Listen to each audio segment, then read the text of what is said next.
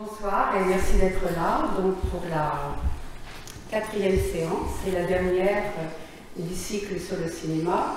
Alors vous l'avez compris, en fait, l'objectif de ce cycle, c'est de montrer que le cinéma, bien sûr, subit des transformations, notamment sur le rapport aux salles, et que plusieurs séances ont permis d'analyser et faire un état des lieux de ces transformations.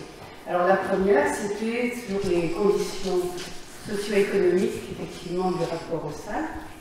La seconde et la troisième, donc, étaient une entrée davantage dans le contenu des films, donc avec une analyse du langage cinématographique, notamment donc pour comparer en fait autour d'un même film, d'un même thème, Les Misérables, les changements, bien sûr, dus aux technologies, aux avancées des moyens cinématographiques, mais également au regard du cinéaste, bien sûr, sur le monde. Et la précédente, donc, était aussi sur le contenu des films, pour montrer les évolutions, effectivement, de la production des récits. Quand on passe d'Hitchcock, bien sûr, au Bureau des légendes, en fait, on voit bien que le découpage en série, en fait, remet même en question la notion d'œuvre au niveau du cinéma. Alors ce soir, donc, nous continuons cette réflexion en proposant peut-être des solutions, c'est-à-dire, étant donné cet état des lieux, en fait, qu'est-ce qu'on peut attendre comme perspective? Et on a fait l'hypothèse que peut-être les ciné-clubs représentaient un renouveau.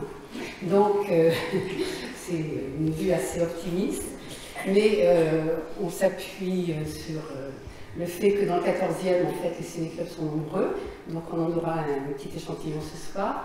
Et on voudrait donc, sur cette question des ciné-clubs, montrer que, comme le cinéma, en fait, leur histoire est maintenant longue, elle est presque si longue que le cinéma lui-même, mais qu'elle a pris effectivement des tournures différentes selon les mouvements confessionnels ou laïques. Et donc, Léo Souillès de Bas, qui vient de nous rejoindre ce soir et qui vient de l'Université de Lorraine, qui est maître de conf en histoire du cinéma, va nous faire ce parcours en fait sur à la fois l'histoire mais aussi l'actualité des ciné-clubs.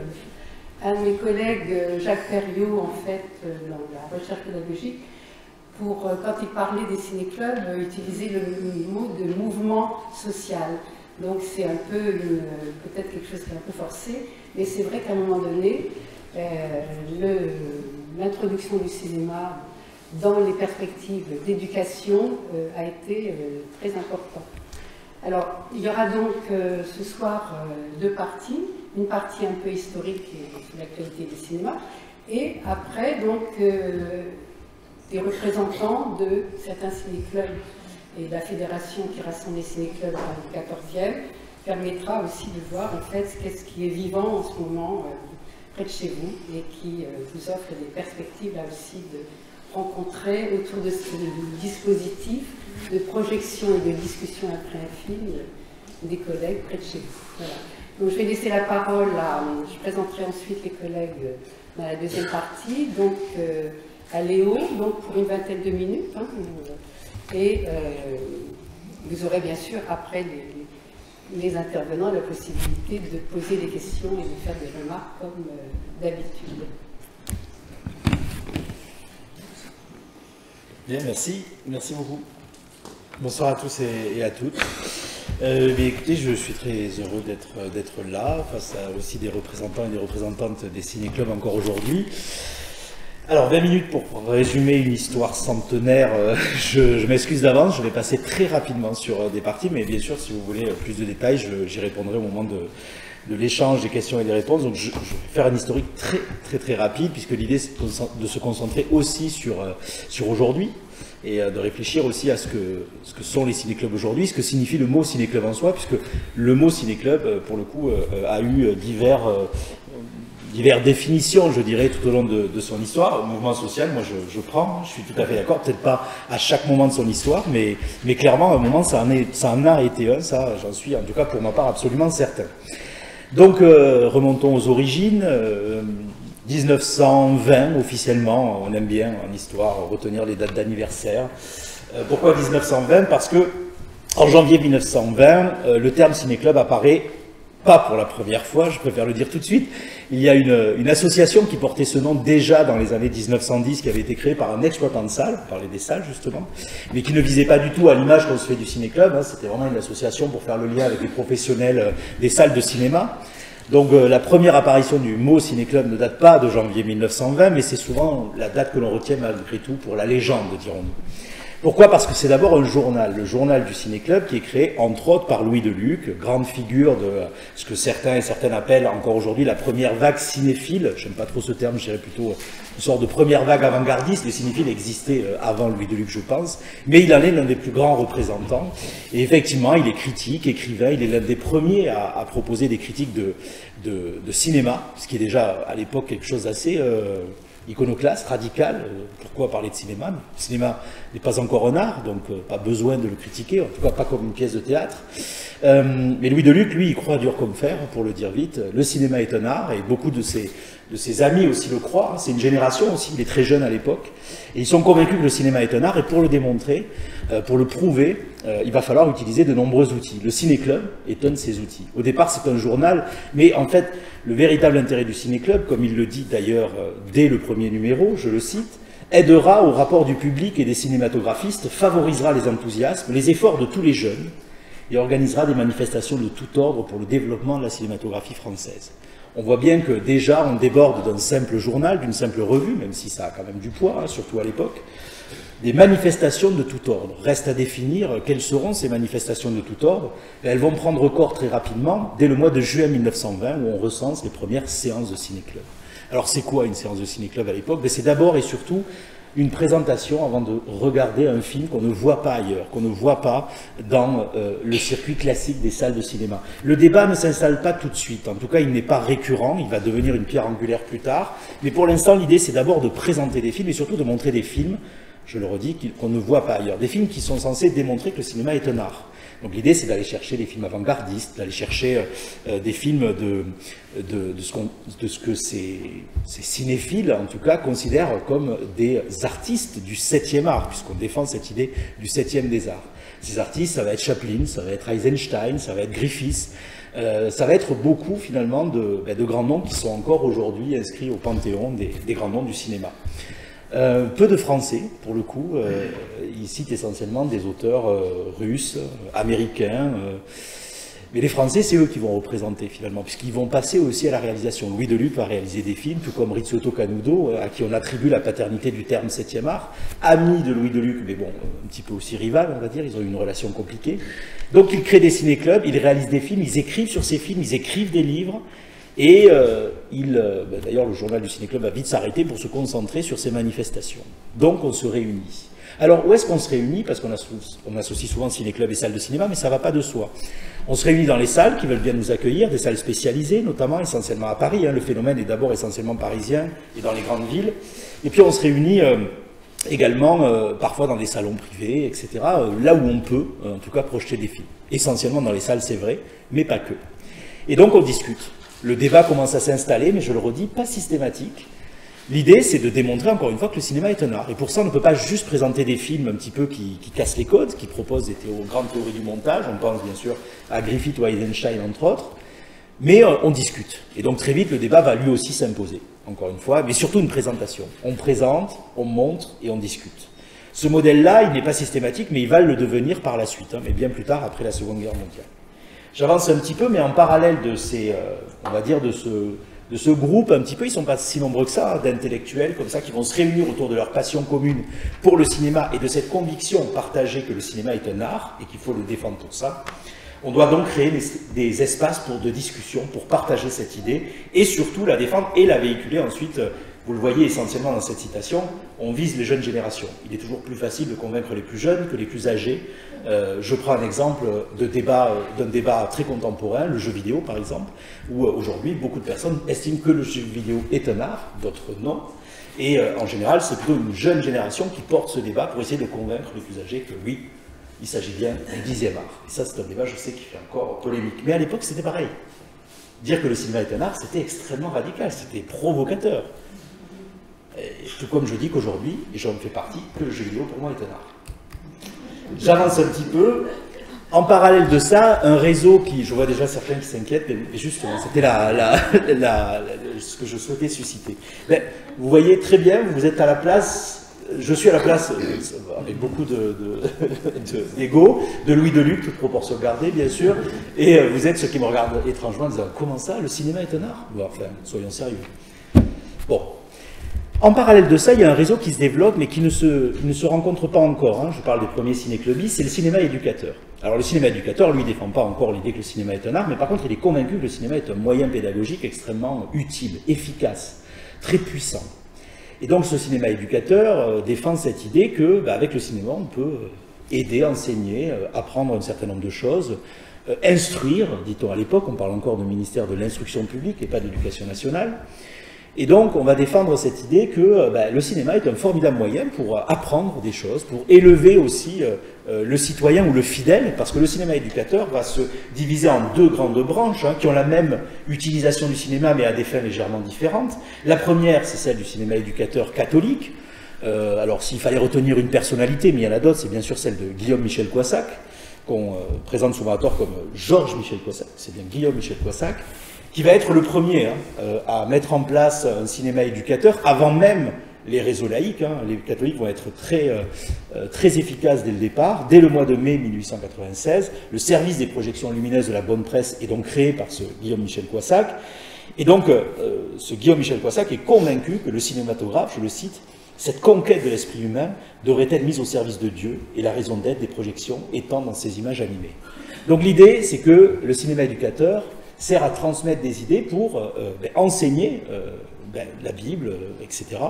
Et donc former le fidèle avec l'outil du cinématographe. Alors je précise que le cinématographe est utilisé dans les salles dites de patronage, donc des salles qui appartiennent à l'Église catholique, dans des associations, mais aussi dans les églises, hein, puisque à ce moment-là c'est autorisé, hein, il y a un débat qui va enflammer l'Église et qui sera tranché en 1913, hein, le pape finira par trancher en disant que non, on ne peut pas diffuser et projeter dans les églises, hein. Il y avait un camp pour, un camp contre, hein, je vous la fais très rapide, et donc beaucoup d'arguments des deux côtés, mais il faut imaginer qu'en 1913, on a des prêtres qui proposent des messes avec des projections.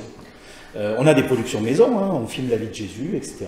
On les produit, on achète des projecteurs, on a des publications, hein, le Fascinateur qui propose un catalogue aussi de projections lumineuses, et donc vous pouvez, si vous le souhaitez, organiser votre messe avec un peu ce que je fais là, on projette des éléments. Bon. Ça devait être plutôt stimulant, j'imagine, de découvrir la messe sous cet angle-là. Mais à partir de 1913, donc, le pape tranche, le débat est compliqué, et finalement c'est non. Mais le cinéma éducateur catholique ne s'arrête pas pour autant, il est juste déplacé dans des salles en dehors des églises, des salles de patronage, dont vous avez ici une petite estimation en 1928. Plus c'est sombre, vous l'aurez compris, et plus il y a de salles de patronage. On reconnaît d'ailleurs les régions avec les réseaux catholiques les plus développés sur cette carte de 1928. Et donc, ces salles vont prendre le relais, et on vient voir, découvrir la vie des saints, de Jésus, etc., à travers le cinématographe. Les laïcs répondent rapidement, vous vous en doutez. On est quand même dans une situation un peu particulière, hein. Je rappelle, fin 19e, début 20e, 1905, loi de séparation de l'Église et de l'État. La question culturelle devient un vrai champ de bataille. Hein. L'Église doit réoccuper ou occuper d'une autre manière la sphère publique, hein, puisque la religion est reléguée, suite à cette loi, à la sphère privée. Donc c'est quand même une guerre, hein, je pense qu'on peut le dire, une vraie guerre sur le plan culturel. Et donc face au cinéma éducateur catholique qui va redoubler d'efforts et qui va obtenir bien sûr de plus en plus de moyens, hein, à partir de 1905, c'est un enjeu majeur de ne pas perdre les fidèles. Le cinéma éducateur laïque va lui répliquer. Il va être essentiellement organisé par une institution que vous connaissez sans doute, qui existe toujours et qui a maintenant plus de 150 ans, la Ligue de l'enseignement, qui elle va s'engager justement elle aussi à proposer sensiblement la même chose, seulement au lieu de défendre et de promouvoir la Bible, on va promouvoir une sorte d'idéal républicain. D'un côté on forme le fidèle, de l'autre on forme le citoyen. Il faut bien sûr imaginer que ces deux mondes ne sont pas opaques. Ce ne sont pas des réseaux qui ne se parlent pas. Au contraire, puisqu'on peut être citoyen républicain tout en étant croyant, pratiquant ou non.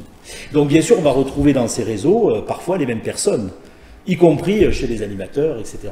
Donc il ne faut pas s'imaginer non plus une guerre larvée comme ça sur un champ de bataille avec deux camps qui s'affrontent avec virulence. Alors oui, au niveau les plus hauts hein, des représentants de l'Église catholique et de la Ligue de l'enseignement, ça peut être parfois assez dur, hein, évidemment, au niveau politique, au niveau de la bataille, on va dire, politique, entre autres. Mais sur le terrain, bah, ça se mélange beaucoup plus, hein, vous vous en doutez. Et l'idée reste la même, on utilise le cinéma à des fins éducatives.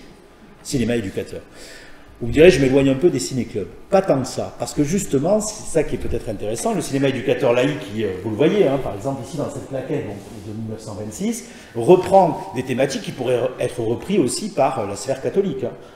Qu'est-ce qu'on montre dans le cinéma éducateur laïque? Des films sur l'éducation, sur la morale, sur l'hygiène. Il est beaucoup question, il y a beaucoup de films notamment pour prévenir sur les problèmes de l'alcoolisme, notamment la tuberculose également, hein, qui est un des gros problèmes de la période, mais aussi le sport, la géographie, l'histoire, les sciences, l'art, il n'y a pas le cinéma dedans, je le précise, l'anti-alcoolisme, vous voyez, qui est un thème à part entière, limite, voilà. Et donc c'est toujours la même chose, par contre au lieu de s'appuyer sur les salles de patronage, on va s'appuyer sur l'école. Donc des enseignants peuvent contacter la Ligue de l'enseignement qui met en place des offices régionaux.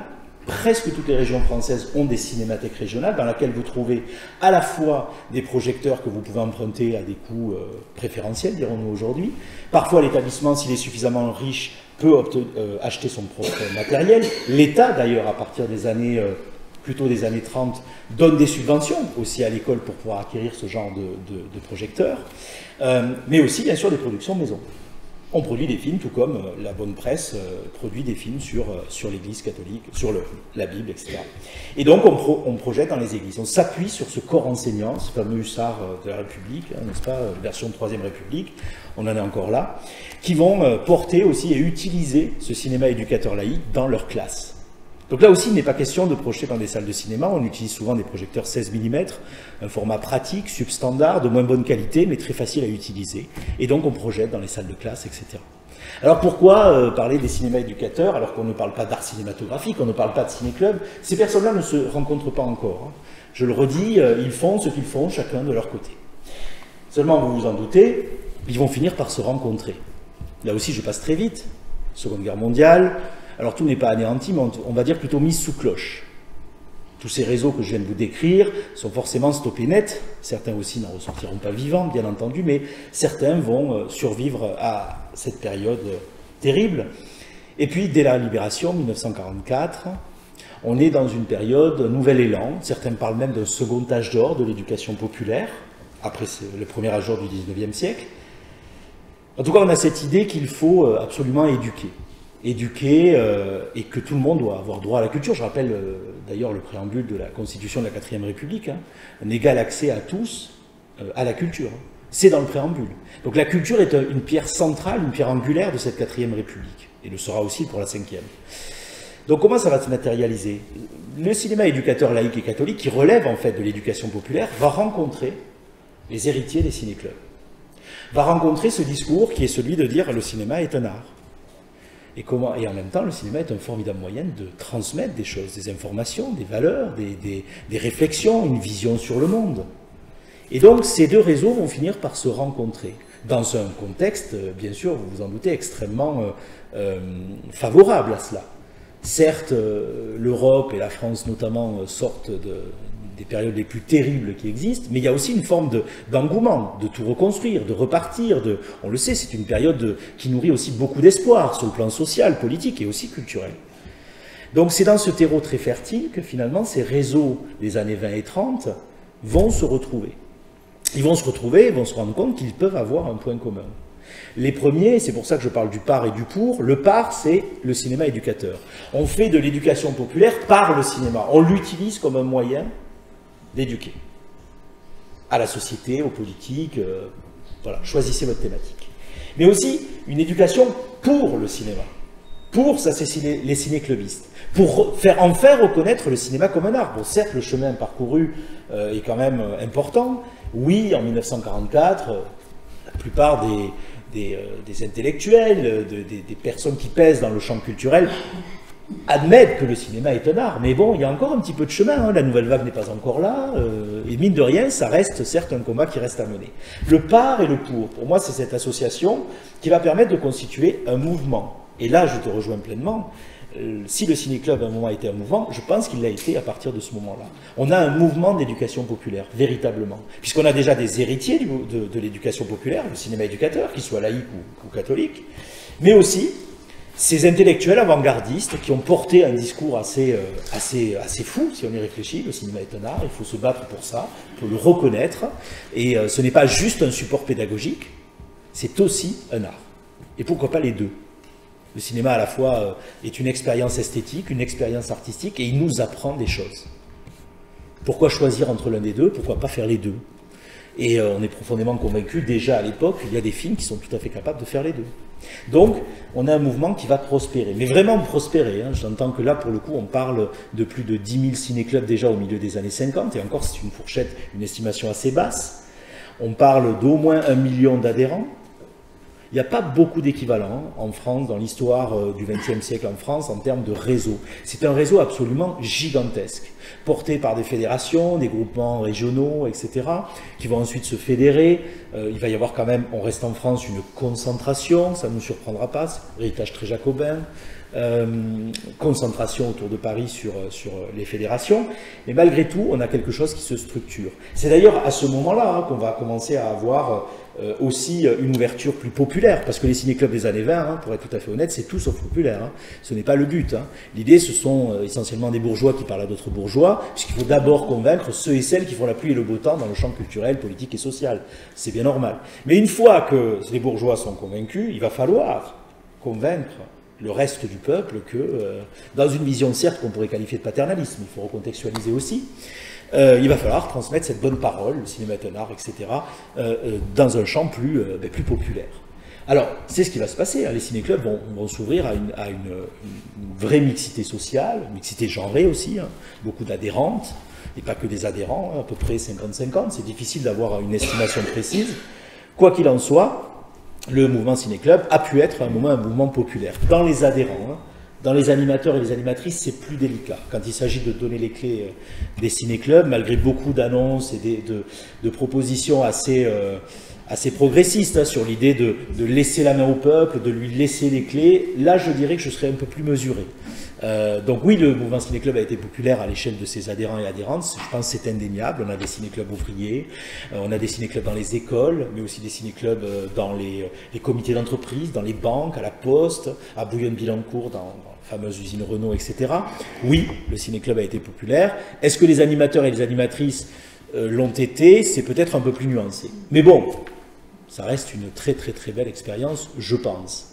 Quoi qu'il en soit, les fédérations se structurent, le mouvement s'institutionnalise, on va dire, il commence à devenir plus ou moins officiel. On a des fédérations qui sont identifiées. Alors, par manque de temps, je ne reviens pas dessus, mais vous avez globalement les grandes forces vives politico-confessionnelles de la période, des fédérations plutôt associées ou plutôt amis du côté communiste, plutôt SFIO pour l'UFOLAIS, donc plutôt la gauche modérée, on va dire l'ancêtre du PS, des fédérations plus à droite, des fédérations protestantes, des fédérations catholiques. En gros, presque toute la société française, en tout cas les représentants des grands courants politico-confessionnels, sont représentés à travers une fédération. Le modèle ciné-club se structure, présentation, projection, discussion. Alors certes, ça existait dans les années 20, mais là, ça devient systématique. Un ciné-club sans débat, c'est pas un ciné-club. En tout cas, à partir de l'après-Seconde Guerre mondiale, c'est martelé par les fédérations. Un ciné-club, on présente, on projette et on discute, comme dans ce dessin humoristique de Ciné-Club Méditerranée en 1983. Donc le mouvement se structure autour d'animateurs, d'animatrices, de dirigeants de fédérations et bien sûr d'adhérents et d'adhérentes. Un mouvement sans précédent qui va progressivement voir ses effectifs diminuer aux alentours des années, on va dire fin des années 60, début 70, comme vous le voyez notamment sur ce schéma. Alors, je n'ai pas le temps de revenir sur les raisons de ce déclin, mais si vous avez des questions, je serai ravi d'y répondre là-dessus. Quoi qu'il en soit, le mouvement Ciné-Club décline, en tout cas en termes de chiffres, à la fin des années 60. La faute aussi peut-être, enfin la faute, est-ce que c'est vraiment une faute? Je ne sais pas. En tout cas, l'une des raisons, c'est un partage aussi de ce qu'il propose. Parce qu'au fond, il propose ce qu'on appelle nous aujourd'hui une forme d'éducation aux images, par et pour l'image. Ben, cette éducation, elle se partage de plus en plus. Dans les salles à réessai notamment, salles de cinéma qui proposent finalement une sorte de modèle ciné-club adapté aux évolutions des pratiques spectatorielles. J'y reviendrai éventuellement dans les échanges. Mais aussi la télévision, qui joue un rôle de plus en plus important, il ne faut pas le nier, avec des émissions de cinéma, etc. La télévision, c'est compliqué pour les ciné-clubs. C'est à la fois un vœu qui se réalise. Avec la télévision, même le mouvement ciné-club lui-même n'a jamais autant touché de gens grâce à la télévision. Et en même temps, la télévision, c'est pas le ciné-club non plus. Mais la télévision, elle est capable de programmer des films incroyables. Le ciné-club d'Antenne 2 le démontre, avec des débats, des émissions clairement passionnantes. Donc les ciné-clubs, ils sont partagés. À la fois, ben, c'est pas vraiment du ciné-club, mais ça touche tellement de monde qu'ils ne pourront jamais autant en toucher. Ça, ils le savent, hein, donc c'est compliqué. Je pense aussi à la dernière séance, pour laquelle j'ai particulièrement d'affection. Mais aussi d'autres acteurs qui émergent, les MJC, par exemple, les universités populaires, qui prennent aussi un petit peu ce relais, qui accueillent des ciné-clubs, bien sûr, en leur sein. Alors, à partir des années 80 à nos jours, on dit souvent que les ciné-clubs auraient été, entre guillemets, remplacés par ce qu'on appelle aujourd'hui l'éducation à l'image.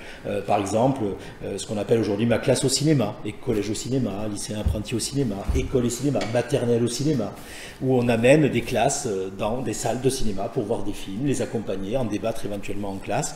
Finalement, ces dispositifs-là, hein, qui sont très en forme aujourd'hui, qui existent pour certains depuis plus de 20 ans, voire presque 30, reprennent la formule ciné-club, hein, transposée autrement, etc. Vous avez Passeurs d'images qui travaillent sur le hors-temps scolaire, en milieu carcéral, avec des publics dits empêchés, etc., etc.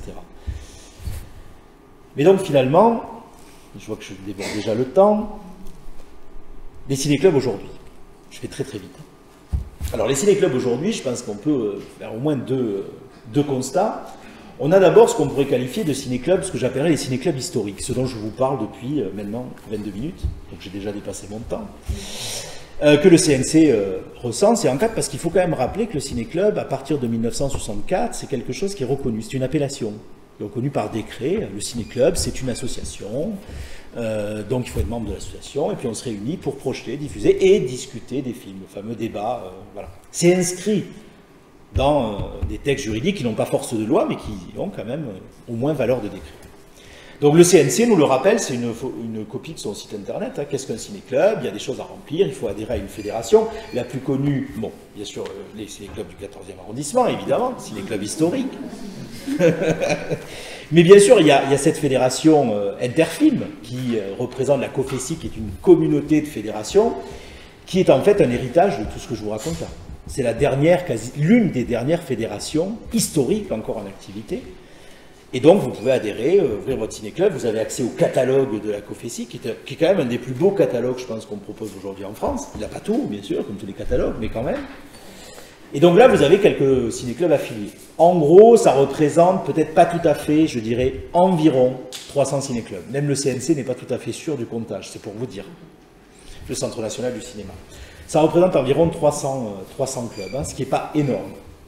Mais le ciné-club, c'est pas que ça. On peut parler de la Fédération des ciné-clubs Méditerranée, qui est malheureusement très souvent présentée comme l'autre fédération, ce qui est absolument péjoratif, je n'aime pas ce terme-là, d'où les guillemets, mais qui est une fédération historique aussi et très active, qui, comme son nom l'indique, est plutôt centrée dans le sud-est. Et qui a beaucoup de ciné-clubs encore aujourd'hui, une centaine affiliés qui proposent, vous voyez, programmation 2019-2020, des ciné-clubs qui sont tout à fait actifs et qui perpétue cette historique que j'ai un petit peu malmenée. Mais vous avez aussi, et c'est là que ça devient intéressant je pense, des ciné-clubs qu'on pourrait dire sans ciné-club. Comprenez qu'ils n'ont pas l'appellation de ciné-club. Mais le ciné-club au fond il n'appartient à personne, n'en déplaise à certains ou à certaines malheureusement. Mais le ciné-club c'est d'abord une idée, c'est cette idée qu'on se réunit, qu'on se partage pour parler, qu'on partage notre passion du cinéma, qu'on se réunit pour partager cette passion, la transmettre et réfléchir à comment on pourrait encore mieux la transmettre. Et ça, c'est quand même déjà un objectif et une idée absolument magnifique. Donc on a, le CNC le dit aussi, alors vous voyez le terme, des séances organisées par des associations ou groupements sans but lucratif qui proposent, à raison de 6 séances par an, des séances de cinéma. Alors ça, c'est surtout fait pour ne pas brusquer les ciné-clubs historiques, pour les protéger d'une certaine façon.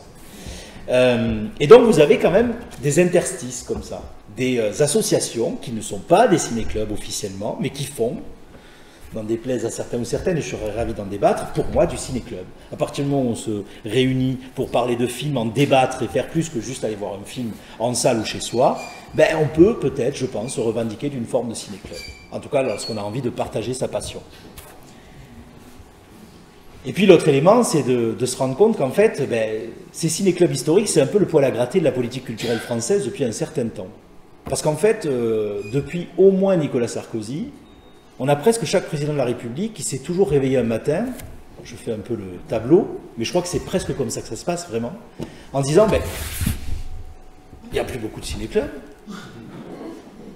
Ben, c'est quand même dommage, parce que c'était bien les ciné-clubs. Hein. C'est ça qui est marrant avec cette génération-là, celle de Nicolas Sarkozy, mais même aussi la mienne. On peut se souvenir encore des ciné-clubs avec un peu un souvenir idéal. Ah, je me souviens, c'était quand même bien, etc. Pareil, Nicolas Sarkozy, c'est quand même incroyable, mais il faut qu'on relance tout ça. Donc, bien sûr, ministère de la Culture, tchac, tchac, tchac, CNC, tchac, tchac, tchac, je vous la fais courte. Ça s'est globalement passé comme ça, vous vous en doutez. Et là, on se dit, ben ouais, on va relancer ça parce que c'est le président qui l'a dit. Seulement, il y a un petit souci. Les ciné-clubs, c'est une appellation, en fait. Il y a des fédérations, on ne peut pas faire n'importe quoi. Bon, mais on va appeler ça ciné-lycée. Ciné-lycée, vous voyez, c'est un projet qui, je pense, était absolument magnifique et qui est mort dans l'œuf, hein, parce que, pour diverses raisons, ce n'est pas les ciné-clubs qui l'ont tué, hein, c'est les salles de cinéma. L'idée, c'était de donner accès à 200 films, 200 classiques, comme vous le voyez, à des lycéens, avec un prof référent. Et l'idée, c'était que les lycéens, avec un prof référent, puissent avoir accès à cette plateforme. Il y avait du contenu pédagogique et surtout, il y avait des films.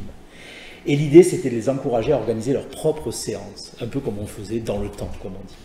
L'idée, c'était d'encourager des lycéens à dire, ben, tu as envie de créer un ciné-club chez toi, dans ton établissement, fais-le. Et peut-être la meilleure façon de convaincre tes camarades de venir et de ne pas faire salle vide, ben, c'est que le ciné-club il soit organisé par les lycéens et les lycéennes elles-mêmes, et pas le prof. C'était une idée géniale. J'étais stagiaire au CNC à ce moment-là. Moi, j'avais des étoiles dans les yeux, comme on dit. Je me dis, ah, c'était super. Qui a tué le projet? Les exploitants de salles. Une séance de cinéma qui n'est pas dans une salle de cinéma, ça ne fait pas trop. Surtout que vous avez des dispositifs. Collège au cinéma, vous prenez les gamins au collège et vous les amenez au cinéma. Tout le monde est content. Alors ce qu'il faut comprendre, c'est que l'histoire de l'éducation à l'image en France, et donc notamment des ciné-clubs, elle est très fortement liée aux exploitants. Hein.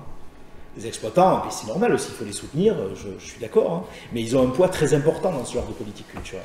Pour un exploitant, une séance qui n'a pas lieu dans une salle de cinéma, c'est une forme de concurrence. Je le dis tout de suite, même eux, ils n'y croient pas, ils le savent que c'est plus compliqué que ça. Mais ils défendent aussi une profession qui, comme on le sait, est assez malmenée. Donc c'est de bonne guerre, j'ai envie de dire. Mais quand même, c'est pas évident. Donc dès qu'il y a un projet qui n'est pas dans une salle de cinéma, ça fait un peu grincer des dents. Ciné-lycée, si vous en avez jamais entendu parler, c'est qu'il y a eu une expérimentation de 2-3 ans et que ça n'a pas continué. Bon, malheureusement. Il y en a eu d'autres, hein. Je ne reviens pas sur le détail parce que je dépasse mon temps. Ciné-club des ados, en Ile-de-France. Toutes les clés pour créer un ciné-club. Un dispositif génial, qui a marché plusieurs années, et puis, je ne vais pas donner son nom, mais en tout cas, la présidente de la région Ile-de-France a coupé les subventions, malheureusement. Ça aussi, c'était génial. Des formations aux lycéens, et les lycéens, on leur apprenait à faire un ciné-club.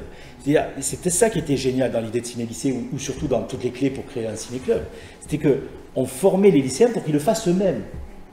Et ça, c'est quelque chose qui est très fort dans l'histoire des ciné-clubs. Hein. C'est quelque chose qu'on voyait beaucoup dans les années 40-50. Et puis aujourd'hui, vous avez aussi les volontaires de unicité, qui font ce qu'on appelle des ciné-débats. Pourquoi ça ne s'appelle pas ciné-club? Pareil, hein. Hollande, il s'est réveillé un matin, il s'est dit... Il n'y a plus de ciné-club, c'est dommage quand même, il y a moins de ciné-club. Il faudrait qu'on fasse des ciné-clubs quand même. Oui, mais monsieur le président, vous ne pouvez pas appeler ça des ciné-clubs. C'est protégé. Bon, on va appeler ça les ciné-débats. Qu'est-ce qu'ils font? Ils vont dans les lycées, ils organisent des séances, pas dans des salles de cinéma. C'est un miracle, le dispositif existe encore aujourd'hui.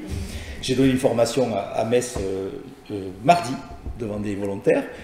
Et ils vont dans les lycées, ils projettent des films, ils font des débats. Si ça, c'est pas du ciné-club, excusez-moi. C'est du ciné-débat, officiellement. Bon. Mais il y a un tournant dans cette histoire. Il y a une figure majeure. Pourquoi est-ce que même François Hollande, même Nicolas Sarkozy, ils reculaient, président de la République, pour dire non, vous n'avez pas le droit d'appeler ça des ciné-clubs. En grande partie, c'est dû à Jeanine Bertrand, qui était la présidente de la Fédération Interfilm.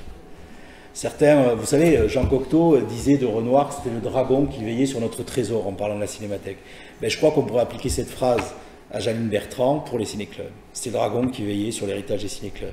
Alors pour le meilleur et pour le pire, je peux vous dire qu'elle s'est mis beaucoup de gens à dos. Au CNC, elle était connue comme le loup blanc.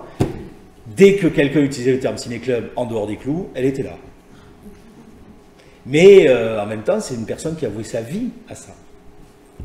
Et dès que quelqu'un essayait, ou quelqu'une, elle était sur sa route. Janine Bertrand est décédée en 2021. Il n'a pas fallu beaucoup de temps pour que le CNC et l'État réagissent. Aujourd'hui, si vous allez sur le site association, comment ça s'appelle? C'est le site d'information des associations.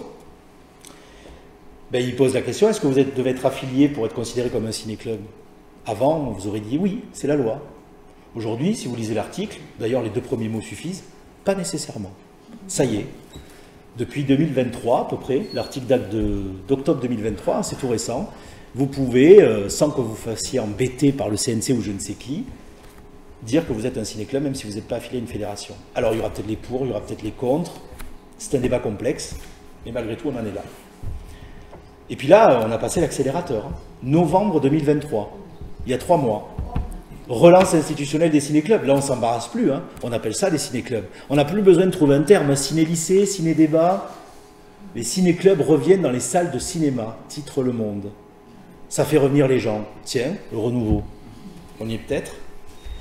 On annonce un grand plan, Quentin Bataillon, au moment des rencontres de l'ARP, qui réunit plein d'exploitants, annonce les ciné-clubs cette année, 2024 sera l'année des ciné-clubs. On est en plein dedans, Ça y est, on n'a plus besoin de l'appeler autrement, on y va. Et là, vous avez une brochure, créée et animée un ciné-club, vous voyez, qui date de novembre 2023, qui est téléchargeable sur le site du ministère de l'Éducation nationale, et qui vous explique comment créer un ciné-club, sans forcément être affilié à une fédération. Là, on y est, c'est immédiat. Je conclus en disant qu'on pourrait aussi partir sur les mondes virtuels, puisque le ciné-club, je pense qu'il doit aussi s'interroger à ces déclinaisons virtuelles. Je pense que le ciné-club aussi se décline de manière immatérielle, numérique. Alors ça peut peut-être être choquant, mais quand même, on voit bien aussi que la question du partage, parce qu'on en revient quand même à ça, diffuser et partager. Alors il s'avère que le numérique, il propose aussi ces deux options, différemment. Je ne sais pas si c'est mieux ou moins bien, il ne s'agit pas forcément de choisir, mais je pense en tout cas que ça mérite de s'y intéresser. Je vous ai mis ici juste la photo de Letterboxd, qui est un réseau social très à la mode, où pour partager ses avis cinéphiles. Si vous connaissez des gens qui se disent en tout cas cinéphiles et qui ont en général moins de 30 ans, ben ils sont en général un compte sur Letterboxd. Ça changera sans doute au bout de 10 ans ou 5 ans, ça va très vite, mais peu importe. C'est pour illustrer cette idée que dans la sphère numérique, le partage aussi il se fait et même il se programme. Puisque je vous rappelle qu'aujourd'hui, si vous voulez programmer une salle de cinéma et organiser un ciné-club, vous pourrez presque passer par une plateforme qui s'appelle la 25e heure. Vous réunissez suffisamment de gens qui se mettent d'accord pour voir le même film et vous pouvez le programmer. Le numérique permet à la fois de programmer et de partager. Donc je pense que le ciné-club aujourd'hui, son renouveau, il ne passe pas que par le numérique, certainement pas, mais en tout cas par contre, il doit s'interroger sur son rôle et sa place vis-à-vis de ce que propose le numérique, de manière positive j'entends. Plutôt que de se battre contre lui, je pense qu'au contraire, on a beaucoup à apprendre et à trouver un point de rencontre entre, comment le dire, l'analogique et le numérique. Voilà, je suis vraiment désolé d'avoir débordé, mais j'avais prévu 30 minutes à l'origine, j'en suis navré. J'avais dit 30 minutes. Merci de votre attention.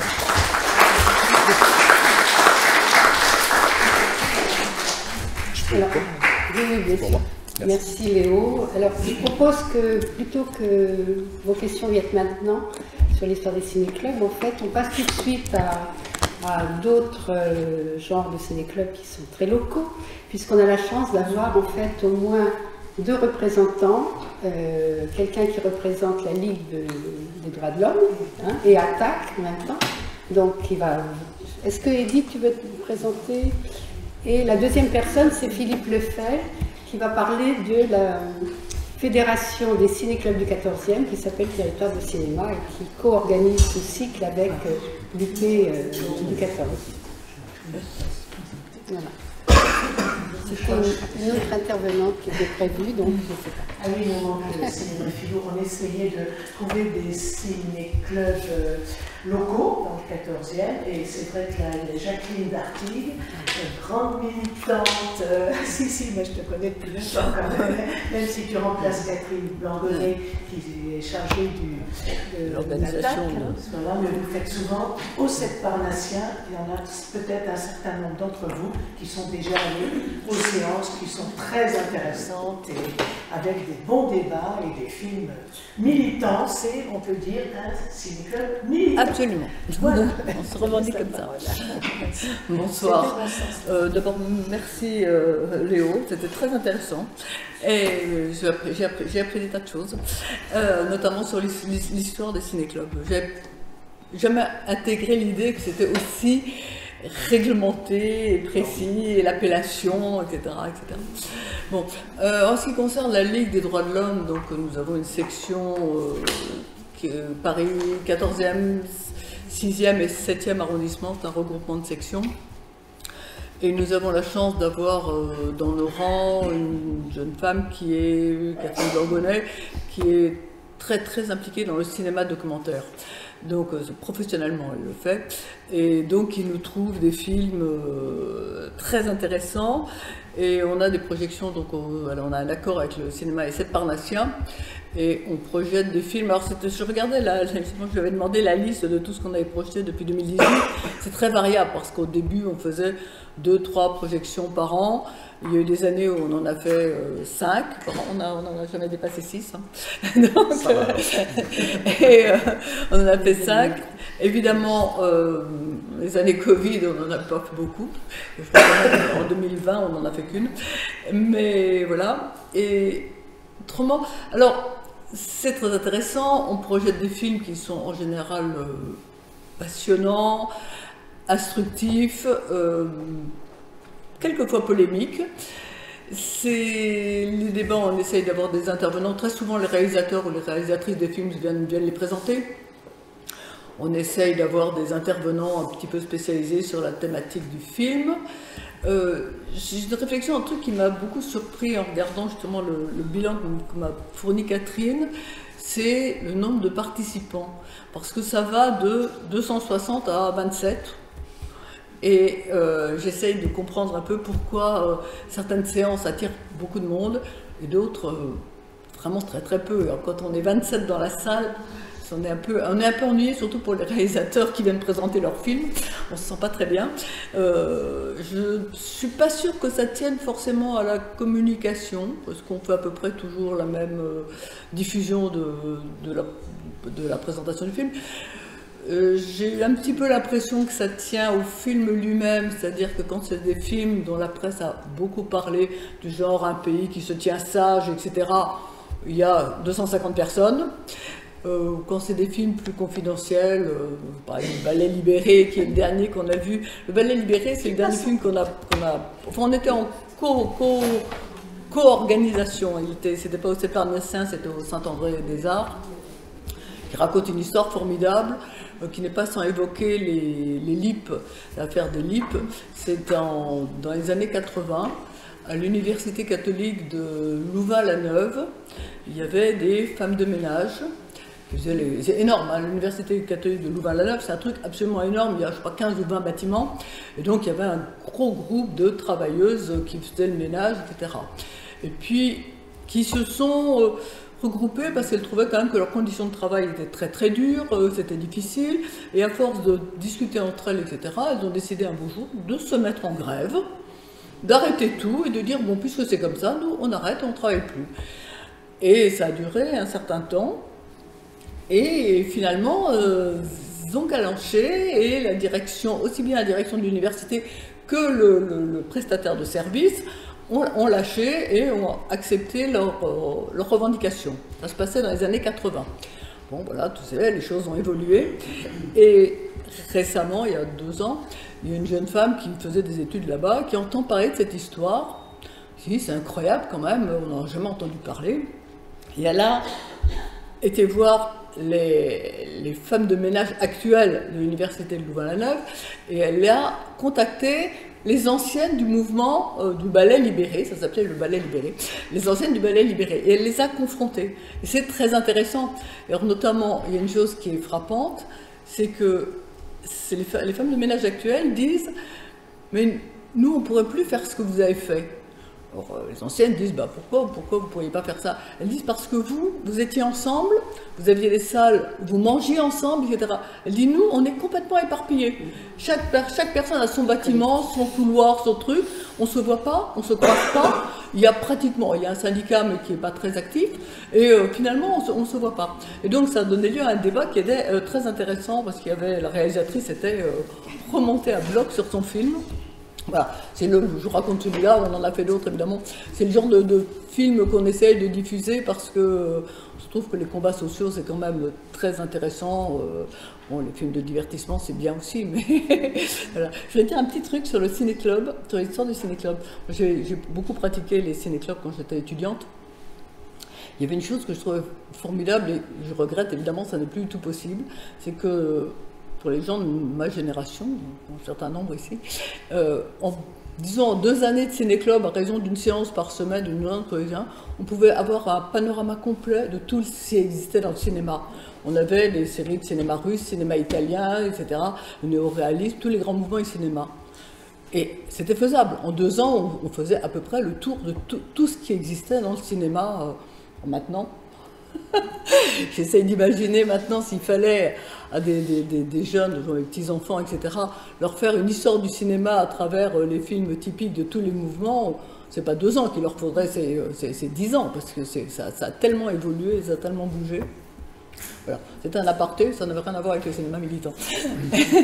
Voilà. Je voudrais quand même remercier, parce que j'ai vu Marie-Claude là-bas au fond, parce que nous faisons quand même quelquefois des projections avec Attac, et coucou, elle est là. Et Attac est très efficace aussi, ils sont très impliqués aussi dans les ciné-clubs.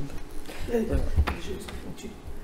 Je peux juste préciser que le ballet libéré passe encore au Saint-André des Absolument. C'est très drôle. On va demander maintenant à Philippe Lefel de parler des territoires de cinéma et des 5 autres ciné-clubs du quartier. Oui, alors, donc Paris 14 Territoires de cinéma est une association qui fédère les 5 ciné-clubs du 14e. Alors, voilà, ça s'appelle tous ciné-clubs, mais il y a 2 ciné-quartiers, les Moutons du Vernet. Il y a 3 ciné-clubs, 32 cinés, arts mêlés, et puis le club des cinéphiles de la Poste, et qui est basé dans le 14e. Donc, un club qui était un ancien ciné-club d'entreprise. Bon, la principale action de cette fédération, parce que c'était 5 ciné-clubs qui se connaissaient à peine, quoi, en fait, et qui exerçaient chacun de leur côté, ça a été de créer un festival au mois d'octobre, un festival du 14e. Il y en a eu 6 depuis la création, alors avec des sujets très, très éclectiques. Hein. Le premier, je les ai là sous les yeux, c'était les voisins, ensuite Jean Rouche, les femmes au travail, les frontières, dans le mélange esthétique et social, hein, les Jean Rouche, les frontières, le cinéma demain, les arts vivants. Et pour 2024, on vient de décider les comédies sociales et politiques. Voilà. Que dire, ce sont des ciné-clubs traditionnels, hein, c'est-à-dire donc présentation, projection, échange. On invite soit des cinéastes, mais c'est de plus en plus rare, enfin c'est en général de jeunes cinéastes, parce que les autres viennent peu ou difficilement, des acteurs, des critiques, des professeurs. Voilà, c'est vraiment le ciné-club traditionnel, esthétique. Bon, ce qu'on peut dire, c'est que malheureusement, il n'y a pratiquement pas de jeunes. C'est toute la question. On n'arrive pas. Alors, on s'est associé cette année à 2 médiathèques hein, du 14e, Aimé Césaire et Benoît Debout. Et là, effectivement, on a eu ponctuellement un public où il y avait des jeunes. On a présenté par exemple Tous en scène de Minelli, et les jeunes ont adoré. Bon, voilà. Et alors, l'idée, c'est le ciné-club traditionnel, hein, c'est-à-dire qu'on présente les cinémas du monde, ou des films peu connus de grands cinéastes, ou voilà, une sorte de, je sais pas, on peut donner la parole aussi à Edith, qui a été une des des pionnières, disons, Non, du ciné-club Pernetti. C'est un ciné-club qu'on a créé, Jean-Louis Robert n'est pas là aujourd'hui, il était à l'origine, à partir du conseil de quartier. Les conseils de quartier, une loi de 2002 si je ne me trompe pas, où on a créé des commissions assez vite, et donc commission culture et notre ciné-club. Le temps après, d'ailleurs, un questionnaire qui avait été envoyé aux gens pour voir ce qu'ils pouvaient un peu fédérer au niveau, dans la commission culture. C'est le cinéma qui ressortait et on est parti à quelques volontaires bénévoles. Voilà, il y en a là dans la salle. Et il existe, alors on passe 10 séances les premiers mercredis du mois d'octobre au mois de juillet inclus. Effectivement, on n'a pas un thème, mais on essaye d'avoir des films à la fois du public, de qualité, qui provoquent un débat, enfin plus ou moins, enfin un petit peu très varié, hein, vraiment. On n'a pas de... Alors nous, on a, comme les conseils de quartier sont une émanation de la mairie, c'est évidemment, nous le faisons dans la salle de l'entrepôt, qui est la seule salle au niveau géographique de notre conseil de quartier, Pernetti. À préciser quand même qu'on l'avait débuté il y a 10 premières séances en novembre 2005, avec Orfeu-Negro, si je me souviens bien. Et il y avait aussi le conseil de quartier Port-de-Vanves, Didot Port-de-Vanves, qui après a pris son envol autrement avec une association. On a commencé à 2 conseils de quartier et c'était un peu nouveau et on a été suivi quelques années après, ils étaient venus nous voir par le conseil de quartier Mouton du Vernet qui a fait lui aussi son ciné-club, je crois qu'ils en sont à 15 ans, ça fait 2-3 ans après. Elle n'a pas de voix. Bon. D'accord. Oui, donc la salle Le Chapelain qui est aussi sur leur territoire géographique. Et on connaissait aussi Ciné 32 qui existe depuis, il y a personne de Ciné 32, bon, qui existe depuis un peu plus, hein, ah non, ça fait bien avant le Covid quand même, avant quand même. Bon, et c'est parce qu'on a monté le territoire de cinéma à partir de Ciné 32, là, je crois que les premières réunions, on les a faites en 2016 ou 2017, hein, à peu près. Ils existaient déjà, le Ciné 32. Voilà, et on vous... D'ailleurs, je vais même faire de la publicité pour notre prochaine séance à l'entrepôt. Alors évidemment, c'est ça, parler aussi des finances, hein, bien sûr, c'est une salle. On a encore 5 € la séance. On tente d'eau, ça va bien, ça a commencé à 4 €, c'est 5 maintenant, mais enfin c'est une salle commerciale, hein, bien sûr, même si elle est subventionnée par la mairie du 14e, bien sûr. Et alors c'est un titre en espagnol, La Niña de tu Ojos, je le dis très mal Bernard, mais bon, de Fernando Trueba, le mercredi 7 février à 20 h. Une présentation, une projection, un débat. Vous y êtes conviés. Et puis, pardon Sylvie. Non, je t'en prie. Je voulais poser une question. Oui, bien sûr. Mais... en relation avec le ciné-club Pernetti. Ah d'accord. Vas-y. En fait, donc moi je fais partie de ce ciné-club Pernetti et en fait quand j'ai commencé à m'en occuper il y a quelques années un petit peu avec d'autres bien sûr, on appelait ça le ciné-quartier. Oui, et voilà, oui, ça a été dit, mais du coup, là, ça m'a un peu éclairé, parce que j'étais très, je me demandais pourquoi on utilisait cette appellation. Et puis, progressivement, on a dérivé, maintenant on l'appelle souvent ciné-club. C'est plutôt... Mais alors, est-ce que c'est parce que c'était une émanation du conseil de quartier, et c'était quand même un ciné-club dans la forme? Non, donc c'est quoi l'explication? Non, c'est exactement le contraire, Sylvie. Vous voyez au début.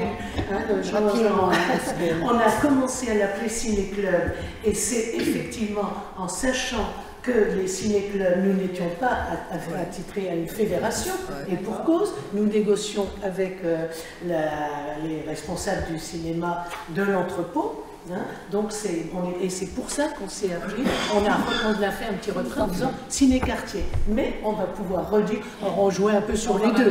Mais maintenant on dit plus souvent ciné-club, mais quand on voulait être très puriste, on disait ciné-quartier, mais maintenant merci Léo de nous. Je me souviens que c'était dans les cours des années 2000, c'était avant ça. J'avais été avec d'autres à une réunion des associations culturelles d'Île-de-France, des associations subventionnées. Et il y a une dame qui nous a fait des reproches amers, précisément sur cette question-là, en nous disant que les ciné-clubs ayant été historiquement fondés par la résistance, on manquait de respect envers la résistance, en usurpant le titre de ciné-club. On était des collabos. Christian, ça devait être très certainement. Et on continue sur la Je vais vous parler parce que On connaît son style. le Ciné-Club de la Poste a vécu exactement cette histoire, parce qu'il a été créé il y a 50 ans par l'entreprise de la Poste, il était rattaché à Interfilm, on projetait dans une salle qui appartenait à France Télécom, qui était le studio Raspail, et on était un ciné-club. Et puis, évolution de la politique de la Poste, ils ont fait sauter les subventions, plus de subventions, et du coup, on s'est retrouvés à la rue, et on a été accueillis par le Chacun d'Enfer. On s'appelle encore ciné-club, mais on n'est plus adhérent. Et pour vous dire l'évolution, quand la Poste a créé le ciné-club, il y avait des séances au siège de la Poste entre midi et 2 heures pour que les salariés puissent y aller. Et il y avait 1500 adhérents. Il y avait 3 séances de 500 personnes. Et là, aujourd'hui, le ciné-club de la Poste, c'est 50 adhérents. Voilà.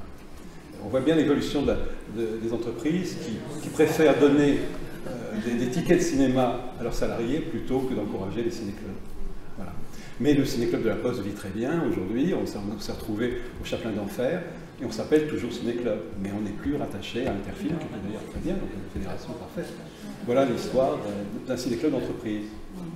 Alors, pour compléter peut-être le territoire de cinéma, en fait, donc dans ces 5 ciné-clubs, il y en a 3 donc, qui présentent des films dans des conditions, disons, de cinéma commercial, et 2 qui ont moins de confort pour ces salles.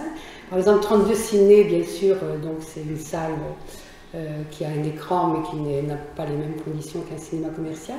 Et surtout, Armélé, donc à la porte de Vanves, en fait, est un cinéma itinérant. Donc c'est encore une autre variété de ciné-club. Alors ce soir, on devait avoir un autre représentant de ciné-club qui s'appelle Daniel Ramirez, et donc qui est philosophe et historien du cinéma, une culture cinéphile très très large, et qui anime depuis très longtemps. Moi, je suis arrivée ici en 98 et ça existait déjà, donc à l'entrepôt, un cinéphilo. Et ça a été aussi une ouverture à un moment donné, donc dans les animations et les évolutions des ciné-clubs, en fait, de mixer un peu de thématiques, on va dire. Donc ça continue, en fait, le dimanche. Donc les spectateurs voient le film et donc se retrouvent ensuite au bar de l'entrepôt pour en discuter. Alors il fait ça dans le quartier, bien sûr, à peu près une fois par mois. Il a également la même activité en fait au Forum 104, pour ceux qui connaissent, rue de Vaugirard. Voilà. Donc c'est le temps maintenant des questions, donc à vous la parole, et aussi bien sûr pour Léo Souillès que pour les autres intervenants, Philippe, et je pense que dans la salle vous avez aussi des représentants des différents ciné-clubs qui peuvent apporter des éléments de réflexion. Il y a un micro? Non, il n'y a pas. Le micro ne fonctionne pas. Ah bon, ça marche pas? Non. Oui. Donc je voulais dire aussi par rapport à ça, donc effectivement dans les différents ciné-clubs, on va dire qu'il y a une ligne éditoriale dans le 14e qui peut varier, parce qu'il y a des programmations qui sont plus ou moins en relation avec des films engagés du cinéma d'auteur. Et je voulais juste compléter pour dire qu'il y a une action sociale qui est menée par le ciné-club Armel, puisque ça cible un public vraiment du quartier, donc des jeunes, il y a des séances pour les jeunes, et les jeunes viennent. Totalement gratuit. Donc ça c'est très important pour l'éducation à la jeunesse du cinéma. C'est quand même des projections sur écran et pas sur ordinateur. Et puis les séances à l'année sont totalement gratuites. Donc ça c'est aussi un acte politique, citoyen, engagé. qui est important de nos jours pour rassembler d'une part et puis éduquer. Voilà, c'était juste un petit complément d'information. Merci. D'autres questions? Oui. Venez parler là peut-être. Venez parler là.